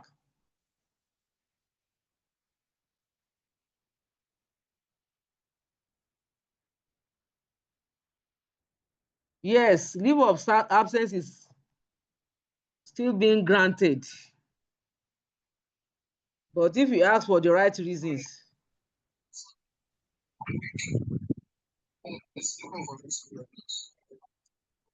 Adebayo Adeyinka, unmute yourself. Your Good name, evening, your ma. Good ministry. evening, sir. good evening, I'm sir. Adebayo Adenka from Education 66. Ma, I want to ask a question on the funds. You talk about Okay, Fund sir. 1, Fund 3, Fund 4. Fund 4 is for Yes. retirement. What benefit Yes. is going to add to the value of those retirees? That's Fund 4. That's my first question. My second question is, as a teacher in public school that doesn't have time between 8 o'clock to 2 o'clock, after working, standing in the classroom, doing all sorts of the activity that is involved, marking those sorts of things, how can he be engaged in farming that will not benefit him during his retirement? Ma, what are the things that the government, well, my third question is, the government as it is now, what is the plan? You said we should go to farm, we should go to farm. What can those people that are retiring, can they venture into farm through the help of government? Is it possible? Those are my questions, ma. Thank you very much, ma. Okay.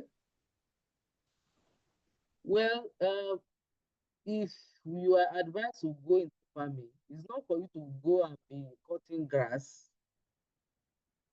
You get people to do it on your behalf. I have a farm. I don't heap ridges. I don't cut grass. People do it for me. I pay.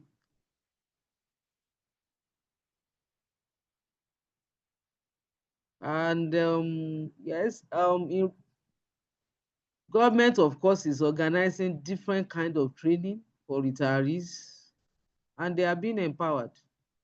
At least this last week, we still trained some people on fish farming, and we gave them fish tanks, we gave them fingerlings, we gave them feeds. So at least government is doing a little to support retirees. It may not be much, but then something is being done. And the very, very vulnerable retirees too, we are putting their names on the single social register under the Ministry of Economic Planning and Budget for coordinated efforts to support them.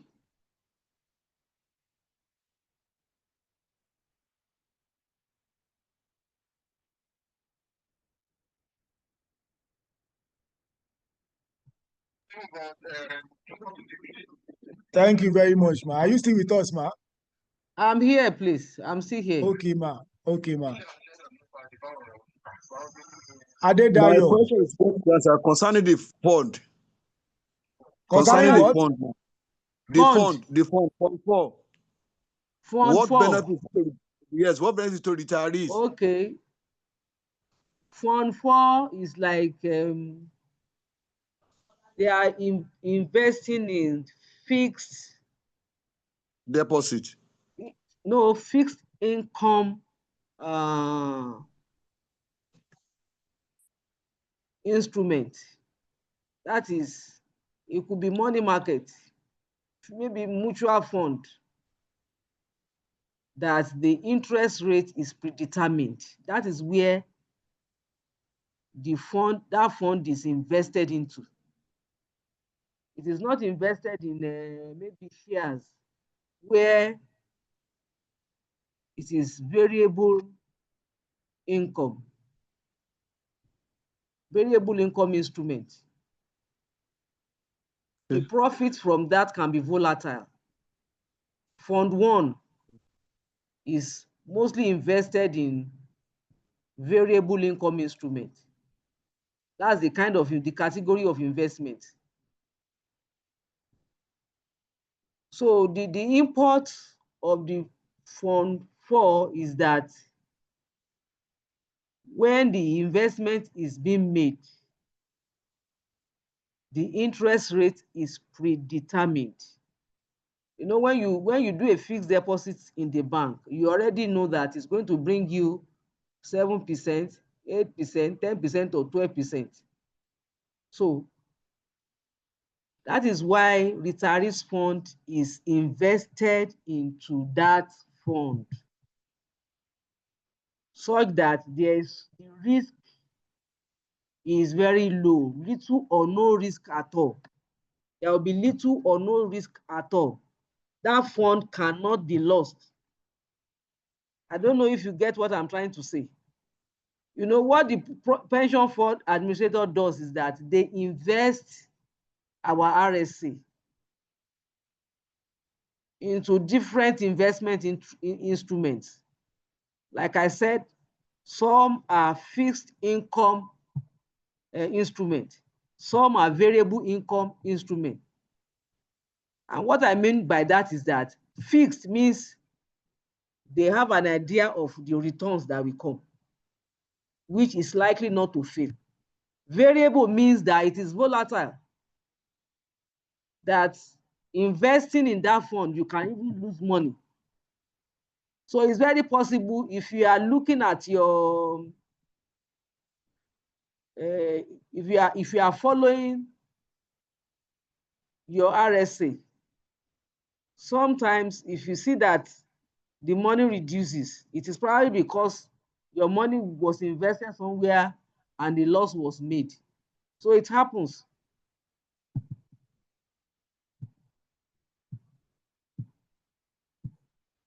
Have I answered your question? The advantage of it for retirees is that their income is stable.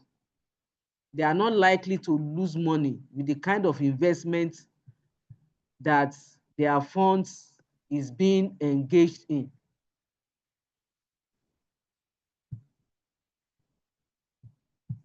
I hope I've answered your question. Yes, ma. Ajibola Bello, ma. Your name, your ministry, unmute yourself from your end. Good evening. You have the floor. Good evening, ma'am. Your network is Thank dragging you, there. madam, for the insightful. Okay. Good evening, sir, and good evening, ma'am. My name is Bello Ajibola from Ministry of Local Government. Okay. Thank you very, very much, ma'am, for the impactful and the insightful session. God bless you. We really appreciate it. My question is, one of the questions has been answered. That's about the paying 3 months in lieu. You have answered that. But the second one is that you talk about reducing our expenses, that there are some things that we are not supposed to be doing that we are doing. Like I want to give an instance, like now, I am a widow, and where I'm living, my landlord gave me a quick notice that I should go. I should leave the place. And I now start looking for accommodation. In the environment where I'm staying and where I'm working, you cannot get a 2-bed of less than 1 million there. What can I do?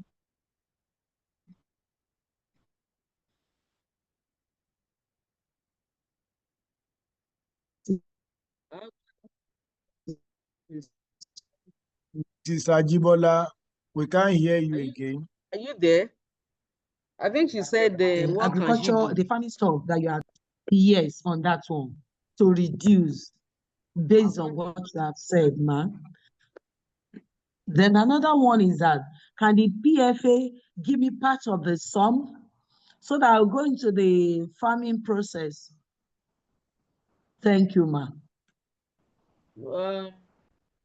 You can only access your retirement savings account as equity contribution for mortgage, not for anything else.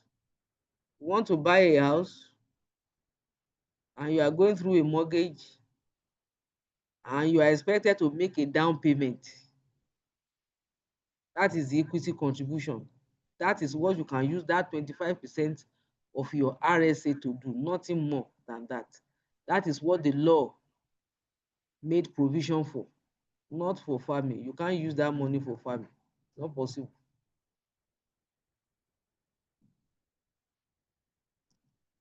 Talking about quit notice, I will advise that you apply for staff quarters. Although it is not automatic, but I know that with time you will get one.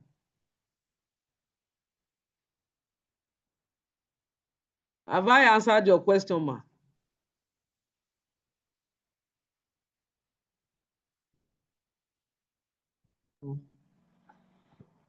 It's not what one can get just like that. Are you okay with that question? The response? I said to an extent, that's what I'm saying. I'm still talking about. You cannot access that money for farming. You can only access it Yeah, for that one is okay. That's contribution, okay. yes. That is okay, ma'am. I'm talking about the reduction of the expenses, way of life, and all others. Well, you have to assess yourself. You know, I want to believe that this lecture will be on YouTube. You can still go back there, watch all over again, pay attention, get the slide, read through, and then assess your situation. I'm sure you will see areas where you will need to cut down. Okay, ma'am.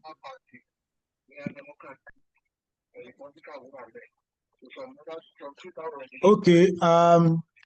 Like she said, I will post the link, YouTube channel link now for you to join. All our sessions are on our YouTube channel for you to access any of your past, your missed session. Olubukola Akindele, your name and ministry, then quick one. Go straight to your question. Good evening, everyone. Thank you very much, sir and ma'ams. Good evening. Ma, you talked about death benefit nomination form during your presentation. I can remember we filled this form sometime ago.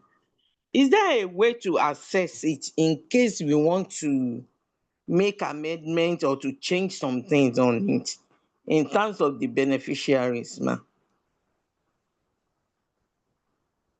Maybe you can get in touch with the Ministry of Finance. I know that there was a time it was circulated and we filled it and returned. I want to believe the record is in Ministry of Finance. So if you get in touch with them, you probably may be able to update it. Okay, ma. Thank you, ma. Insurance department precisely. Okay. Okay, Mrs. Olubukola, thank you. Bisiri Kabiru, you have the floor. Your name, your ministry. Good evening, ma'am. Good My evening, name is sir. my name is Bisiriyu Kabiru, a scientific officer from Ministry of the Environment and Water Resources. My question is for exam purposes, and where is this memo now? The apex of statutory retirement, or the crown of it, is the issuance of a certificate of service. When you look at the PSR chapter 2, section 8, number 4, the issuance is divided into two: GL7 and above to be countersigned by the PAMSEC of the officers MDA and PSO. Then 6 and below by officers, the PS, officers MDA, and the PS staff. But in a recent memo, just this October, by the head of service, PSO is not mentioned in the circular. So my question for exam purpose is, who issues, because we have been told that external circulars can rewrite our regulations, and this is a current one issued on the 27th October, this is circular. Who issues certificate of service to these two categories of group? Is this still according to this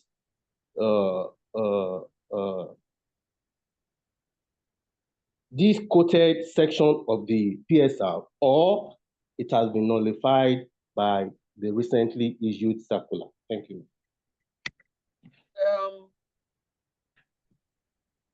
It is the Ministry of Establishment and Training that issues certificate of service. The one we usually issue in PSO is a ceremonial certificate of service. It's a ceremonial one. All we just put there is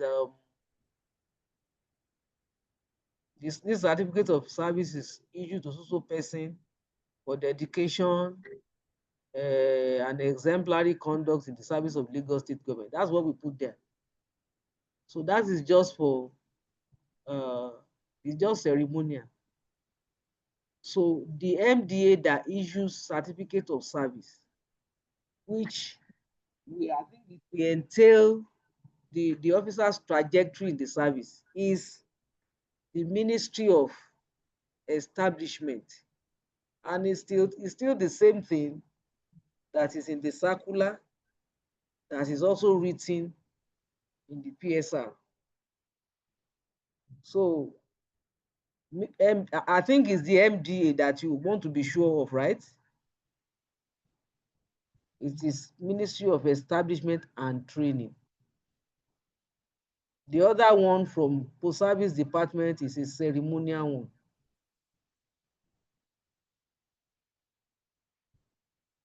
Have I answered your question?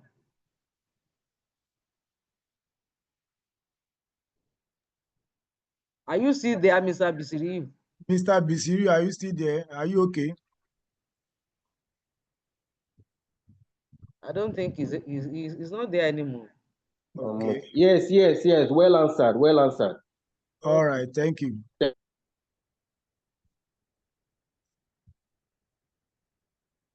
Akerele Kehinde, unmute yourself. Your name, your ministry. Good evening. Good evening. My name is Kehinde Akerele, Deputy Director of Public Affairs, Debt Management Office. Thank you, the facilitator, for the brilliant presentation. Thank you, President of the Senior Staff and the anchor of this program, Mr. Jamiu. You did appreciate your efforts. My more is more of a comment than a question. In the course of the presentation, you did mention that the payment of leave of notice is 100% salary, including deduction of what have we. When the lady from the pension office made the presentation on this platform about 5 days ago, she said net. So I think this area need to be harmonized so that people are not get confused in this. She mentioned on this platform that it is the net that we pay, not the whole salary. So that's number one. Number two, right? In the course of presentation, you did mention that the support for the family of the officer that died during the course of service is 25,000 naira. You mentioned that it will be reviewed. This shows that there are so many that need to be reviewed in line with the reality of the modern society, so that we really want to help the retiree, right? We need to align things, because when rules are not changed, but things are going on the way it is, right? Yeah, I think there's confusion there. So I think whatever can be done by government, right, need to address that area. That's number two. Number three, right, about the retirement, in line with Mr. Hussaini comments, right? Most of us on this level, deputy director, because we have less than, most of us have less than 5 years, 3 to 5 years max, by my own calculation. Right? May not benefit, but in line with Lagos State Smart Cities project, I think it's high time they improve on this, that officer doesn't need to be carrying people along. During the time of Governor Fashola, he has started the idea of reducing papers, right? With the Oracle that was introduced by the current president, Asiwaju Bola Ahmed Tinubu, right? I mean, you have to upgrade our system that people citizen doesn't need to, with a click of, we have a unique number. Every Oracle number is unique to any of his officers. So with spread of report on the Oracle, right? Data and officer should be dropped down. So when we bring this document, because that's why some people, some retirees do have problem. Some may fall toward the tail end of their service career, right? So if they start running around this and that, submit document that is not being properly followed, I think what that government can be done, what the advice can be, people in the authority can advise people that are concerned that this need to be, we need to upgrade our game. Thank you. That's my submission. Thank you very much. I think some of those who are on that schedule are also listening to us. I think what the issue is that the database in different agencies are not unified. If there is a single database where they all maybe draw their information from, it will be much easier. I think we are getting there. But most importantly, those who are on that schedule, I want to believe we are also on this platform. Let's try and do something about it by writing, requesting, suggesting innovative ways of doing some of these things. I believe we will get there. As for whether it is net or the total emolument that will be paid back, I have a personal experience. My daughter just withdrew her service from the Lagos State Public Service, and I was the one who paid 1 month's salary back in lieu of notice. We paid the full package. We were asked to go to STO. We didn't just pay. We were asked to go to STO. And STO actually gave us the bill of what to pay back, which was the total emolument. In fact, I was complaining that why should she pay in full? Because apart from the fact that she paid 1 month notice when she was going, the auditor did not ensure that her name was removed from the payroll. So after she left, she was paid. And what we had to pay back is more than what she received, because all the deductions were made, and yet we were asked to pay back full amount. So it's not the net, it's the full emolument that will be paid back for payment in lieu of notice. Full emolument. I have that experience. Of course, you won't just pay back any amount you like, just like I said. The STO will have to give you the bill of what to pay back. So get to STO, you will be advised on what to pay back. Thank you, ma'am. And in line with your submission on this now, right, with your experience, isn't there's still confusion around there on it? Because the rule was specific. If the rule was specific on what to pay, if there's this ambiguity, I think the ambiguity need to be lifted. So if the rules, because service is based on rules, documents, if the rules, the service should not be it should not be silent on it. It should be specific that AY said we pay. So no argument. There are some time that officers use their own intuition that maybe they are supposed to.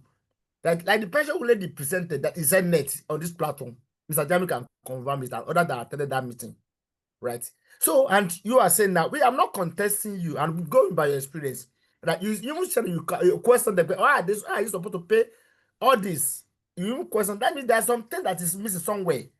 So I think we need to help the system, whoever is concerned, whoever is in charge. This thing need to be specific. You need to be more specific so that the ambiguity can be removed.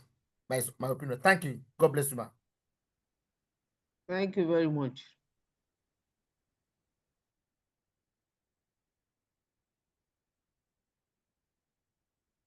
Very much, sir, Mr. Akerele. Mr. Awe Jamiu. Thank you. Good evening, ma. My fellow director, thank you for.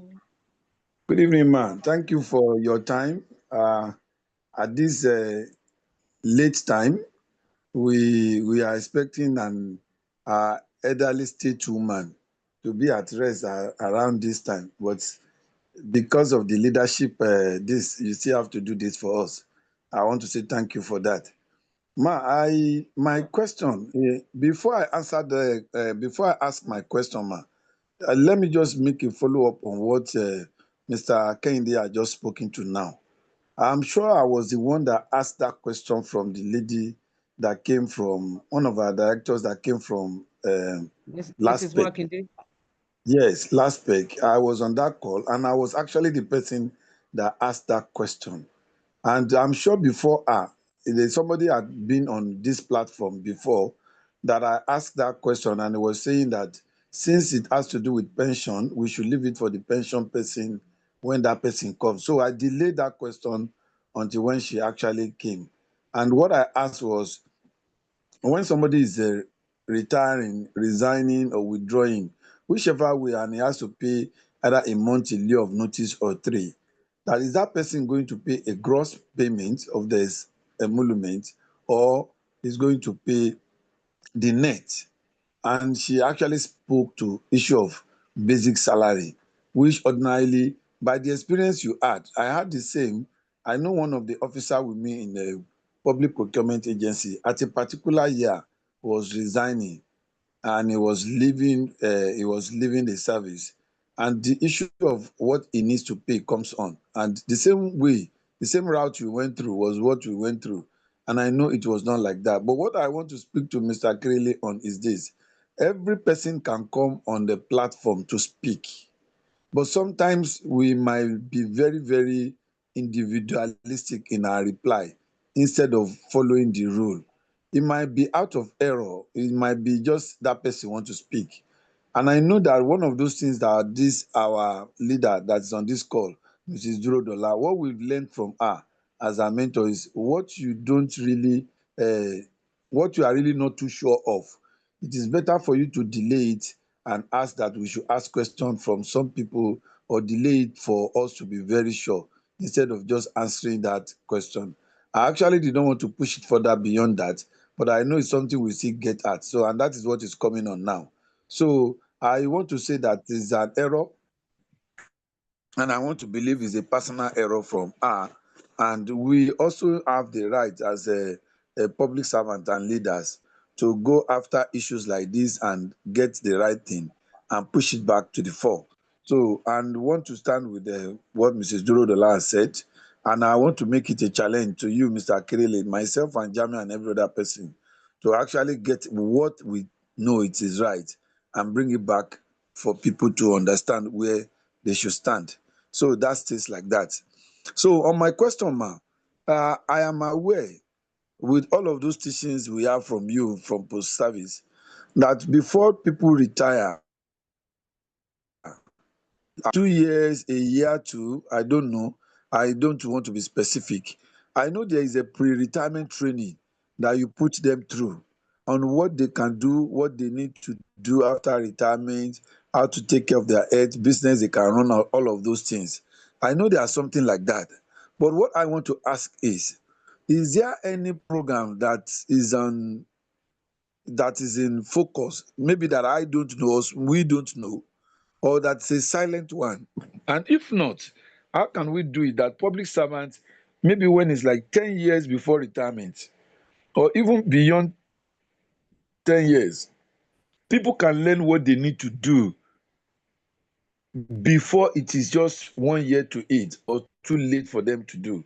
Because from the import of the question that I asked tonight, you spoke to issue of being a farmer, and you said you are a farmer, and I know you to be a farmer and a successful one for that matter. But then it is not everybody that can be a farmer. It depends on your own attitude. It depends on your own focus. It depends on your own optimism to what you want to do in the future. Some people are not farmer, they are designer, they are tailor, they do many things even while they are doing their service, and it doesn't disturb their work, and they know how to manage themselves. Now, is there any program, man? That's the question. Is there any program that can be run if it is not running now, that public servants that has 10 years to move to retire can get an inkling of what they need to do? Some people need to be pushed to do some things. It might not come directly from them. Maybe we should look at that end, and we can say that, okay, being a farmer does not mean you have a 10 million naira to start a farm.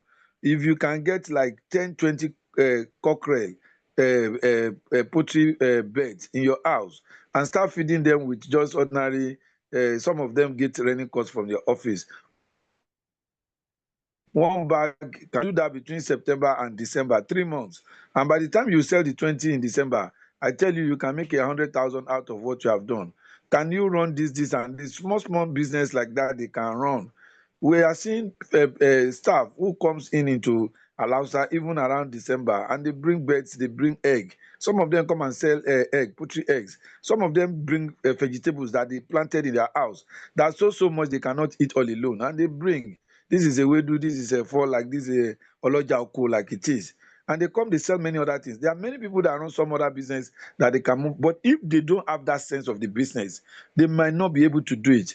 So I want to ask Ma, is there any program, or would there be any program to suggest to public servants when they are like a decade before they leave, not like when it is 6 months or 1 year or even 3 months, and we're putting them through post-retirement classes? Thank you, Ma. We appreciate you for what you are doing, Ma. Thank you very much, Mr. Agui. Well, unfortunately, currently, there's nothing like that. There is nothing currently, but of course, I know that it's something that is very, very necessary. If currently we are redefining what retirement should be, I think that we should start thinking along that line. And trust me, I believe so much in what you have just said, and we are making efforts, to ensure that something along that line can happen in the nearest future. Recently, we did a training in collaboration with Wealth Creation, and we did not only take retirees alone, we also took retiring officers. So if we've been able to convince the government to do such a training, I want to believe that in the nearest future, we can do much more. Maybe thinking of few years before retirement, taking people through training few years, not months now, before retirement, so that people can start, practicing what they intend to do after retirement before the actual retirement date. And then I want to believe that, the public service rules that is being reviewed, I want to believe that when it comes out, although I don't know the content, I know it has been reviewed, but it has not been released. I want to believe that it is going to be more practical, and I want to believe it will address this area we are talking about. It may not be exactly what we want now, but it can only get better. I believe it will get better. So thank you very much, Mr. Agui, for that contribution. Thank you very much, So man. Thank you very much, Mr. Awi. Because of the time, because we are running late, this is after 9. So we will only entertain 1 or 2 questions more so that Madam can go and rest and prepare for church tomorrow morning. Jamiu Olowo-Ishile, unmute yourself, your name, your ministry. Quickly. Good evening, sir. Good evening, sir. Good And evening, sir. I want to sincerely appreciate the effort of our facilitator and you, sir, for what you are doing for us. It is only God that can reward you abundantly. One of my questions have been spoken to. That's the issue of this total payment of emolument as opposed to net payment. And I see that there's no reason for me to belabor it. But what I want to say now has to do with this scenario. Somebody is retiring in November and is due for this promotion. This promotion is, if the person is successful, the national date is, let's assume that the national date is July. If he's successful, then this person needs to give 6 months notice before retirement. The national day for this thing wouldn't have been out before that notice is to be given. So on what level is the person now going to say is on? Is it the present level or the expected grade level? That is one. The second one has to do with this issue of program withdrawal and annuity. It's not that I don't understand it, but I'm just confused as to which one should one really take? Which is better of the two? That's my question, sir. Ama. annuity and program withdrawal. Well, it's important for you to look at your own situation and then judge for yourself which one you are going to take. But for me personally, I already have a bias. And what is that bias? When you look at programmed withdrawal, the name already says what it is. That means the amount you have in your RSA is programmed over a period of time for withdrawal. I think for the female,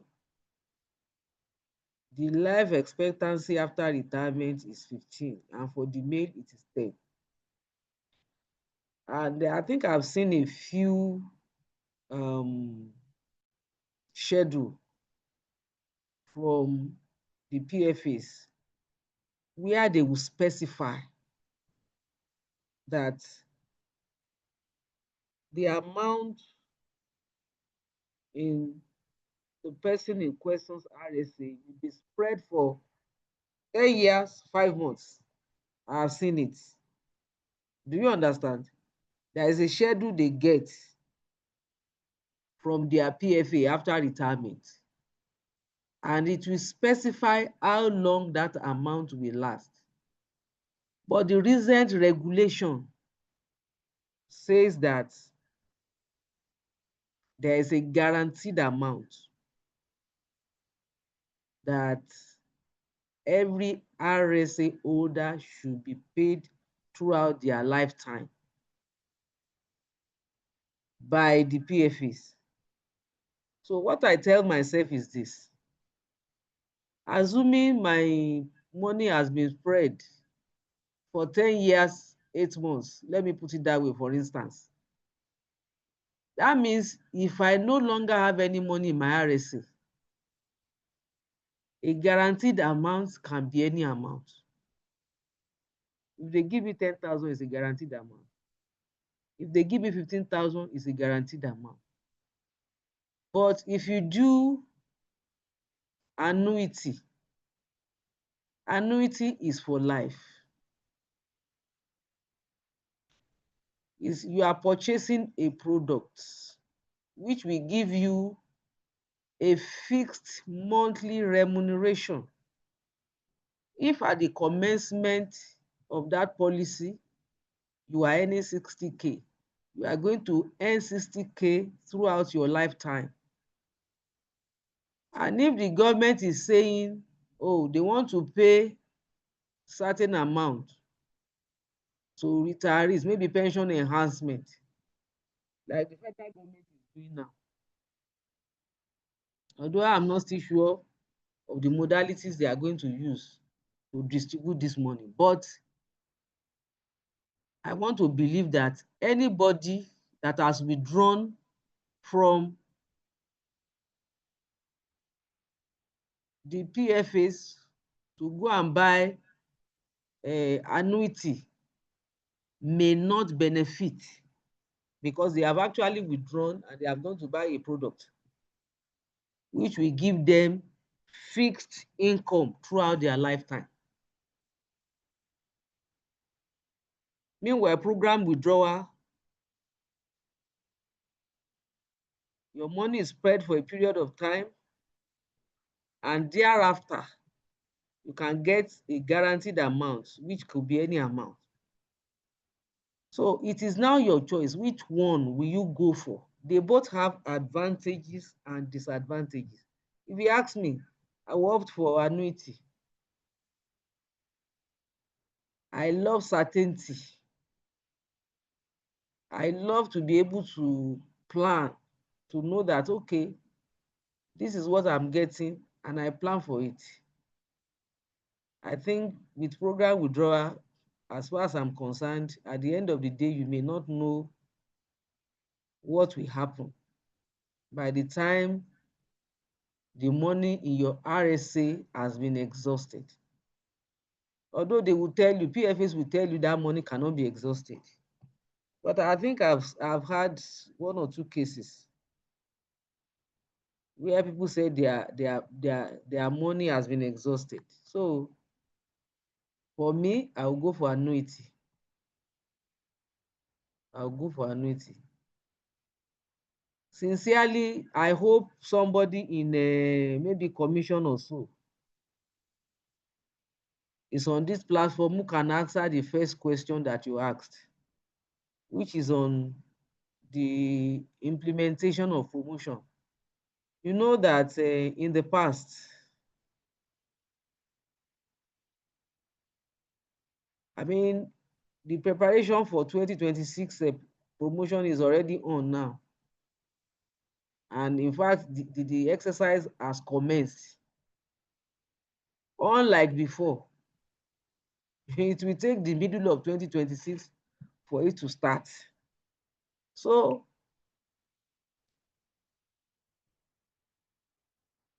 I know that for people who maybe I've had cases of people who retired as a director, they put in their notice as a director, but within the 6 months, they became permanent secretary.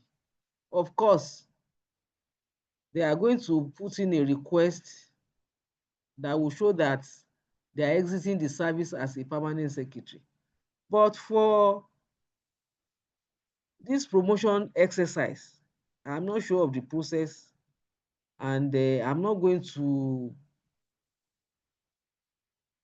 I don't want to answer that question and give you a wrong response. I believe somebody from the commission, Civil Service Commission, if you are on this platform and you are able to answer that question, you can please help us or type in the chat box. So, Mr. Jamiu, that's my response. I hope I've answered your question. Okay, thank you. Thank you very much, ma. This is 9:38. I will only entertain one more question. Please, I will just pick out of the two. we won't be able to answer this question. You'll entertain any question more than this one. Enyulabi, your name, your ministry, and go straight to the point. Good evening, ma'am. Good evening, Thank you very much, ma, for the lecture so far. My question is that when somebody is leaving a service, particularly for people that have spent more than 10 years, and the government says it has to be 6-month notice or 3 months in lieu of notice. My question is, why does the person have to pay when the person's money is already with the government? The reason why I'm asking this question is because, sorry, ma'am, my name is Akinlabi Tolulope Oluwayemisi, so sorry, from Ministry of the Environment and Water Resources, Office of Drainage Services and Water Resources. Okay. Yes, ma'am. GL 15. So if the person already has money with government, and for us, from my experience, we have contractors, and when they are supposed to pay certain amount of money, they will write that that amount should be deducted from source. Why can't civil servants do the same? Instead of paying, why can't civil servants write that the money should be deducted from source? That's my question. Then somebody was talking about the health insurance the other time. I have a personal experience. When I was admitted at LASUT, it was at the point of mentioning that I have I don't know what we call it again, insurance, that they now asked for my policy number. It was then they now brought down the money that I was supposed to pay. I would have paid 400 plus, but eventually I think I paid 110 or something like that. So when it's good for public servants to patronize all these general hospitals, because you will be able to pay less. And then somebody was talking about the malaria. I was in the staff clinic and they told me that they don't have material for malaria tests. So they can't give me malaria drugs. But, you know, I have to go outside and do that by myself. So somehow we still have to do a little bit of, you know, going to the private hospital when the resources are not available in government hospital. And another thing I want us to know, I'm not trying to be biased, neither am I, you know, I'm not for any particular tribe per se, but I want to encourage a lot of us that are on this end of Nigeria. Quite a number of times when I go to general hospital, because that is where I register, I will hear, okay, Chuku Dima. Most Yorubas prefer to go to a private hospital, and then we now begin to complain. Why are we complaining? My second question, ma, that was just an advice. Then my second question, ma, is that as people in government service, you said that we can do farming. It's not everybody that likes farming, even though that is what the government, you know, wants us to do. But at the same time, when somebody is exiting from the service, I don't think 3 months is sufficient for somebody to learn and be a master in whatever the person wants to do after service. Otherwise, I'm sorry to say that, ma. Thank you very much, ma. Well, thank you very much. When you said staff already has money with government, I'm not sure what you mean. Do you mean RSA? Which money do we have with government? I want to understand. I don't think we have any money with government. If you are talking about the RSA, your retirement savings account, your retirement savings account is with your public fund administrator, PFA. So, and it has not got nothing to do with government. That money is not in government coffers, and government cannot touch it. So the question of with taking the money from source does not even arise. That is that. And then thank you for your advice, you know, concerning the health insurance that you mentioned. I think we need to make use of our Ilera Eco. There's need for us to always make use of Ilera Eco. If you go to health center, it is not available. Go to your HMO. Go to your HMO. I want to believe, and if you are not satisfied, report to Health Management Authority, LASHMA, report to them. They are open to receive complaints. Please, if we go to our HMOs and they don't do what we want, let us report them. When we report them, they will be sanctioned. They will be sanctioned. So it is because we are keeping quiet, that is why we are not getting results. And we are fond of doing that in Nigeria. We keep quiet and then we complain. What was your last question? Please, can you please refresh my memory? Hello? I think our last question is just like input to me. It's not a question per se. Okay. Yes, So, ma'am. Thank you very much, ma'am. Thank you very much, every one of us, for this call, for your input, for your question and the clarification and advice. Ms. Adelaja Adebambo, I won't be able to pick you, or if I pick you, maybe you do things for us. Our norms here, we call one of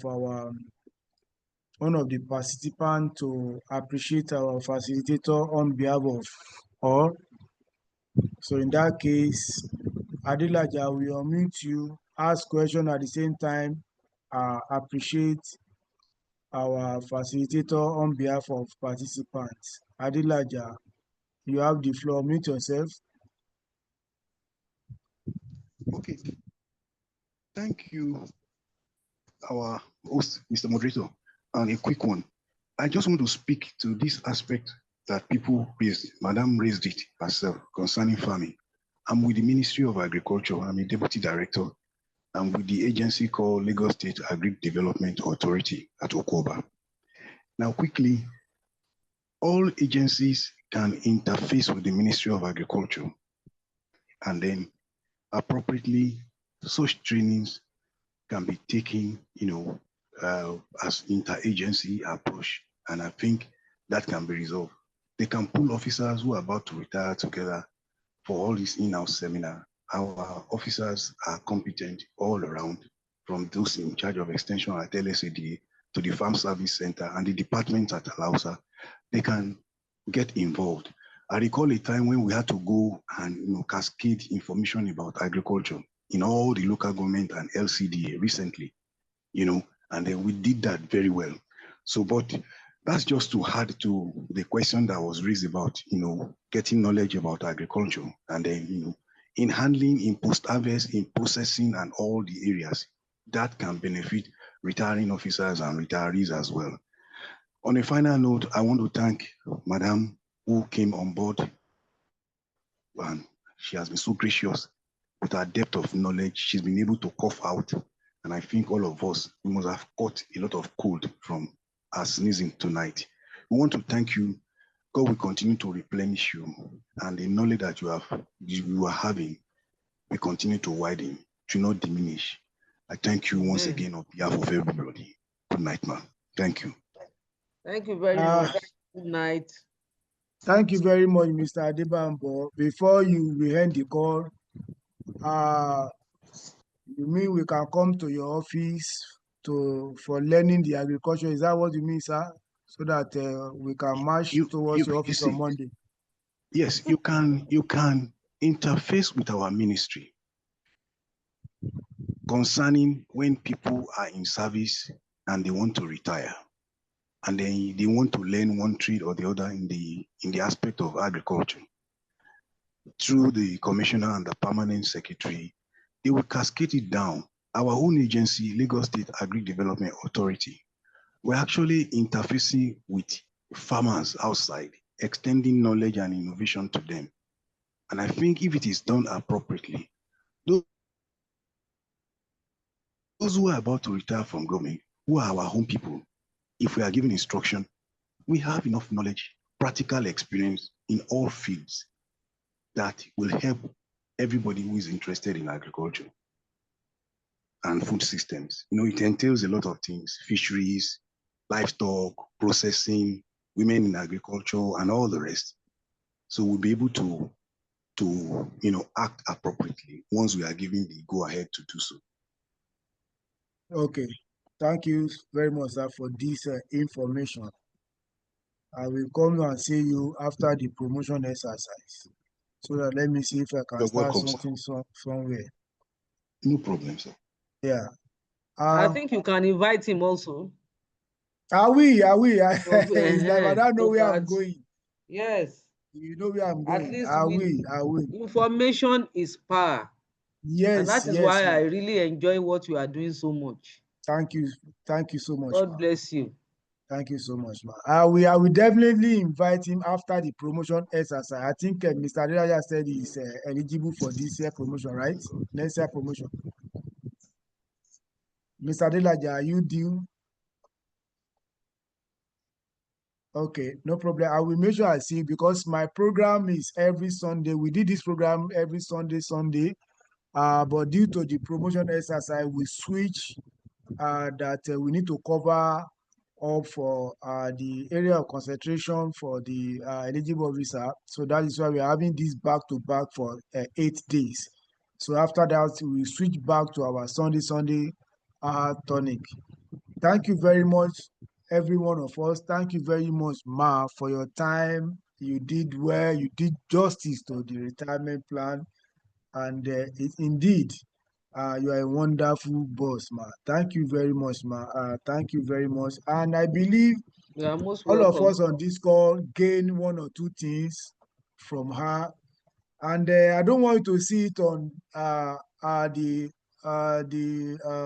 retirement pattern alone. Question can come out anywhere because people are watching this program, they are watching us, and they are picking some question here and there, and I believe they can set question across that. So don't say you are not informed. Like I said, and like I always said, please go to our YouTube channel, access to our library. You have what it takes to guide you. Don't just go outside there and be buying. Someone coming that is seeing one book to buy. Don't just buy any book. Don't give yourself pressure. Like I said early this morning, that the examination didn't give room for any leave. There's nothing like promotion leave. No. Assuming there's a promotion leave now, I can say, okay, go in your house and read.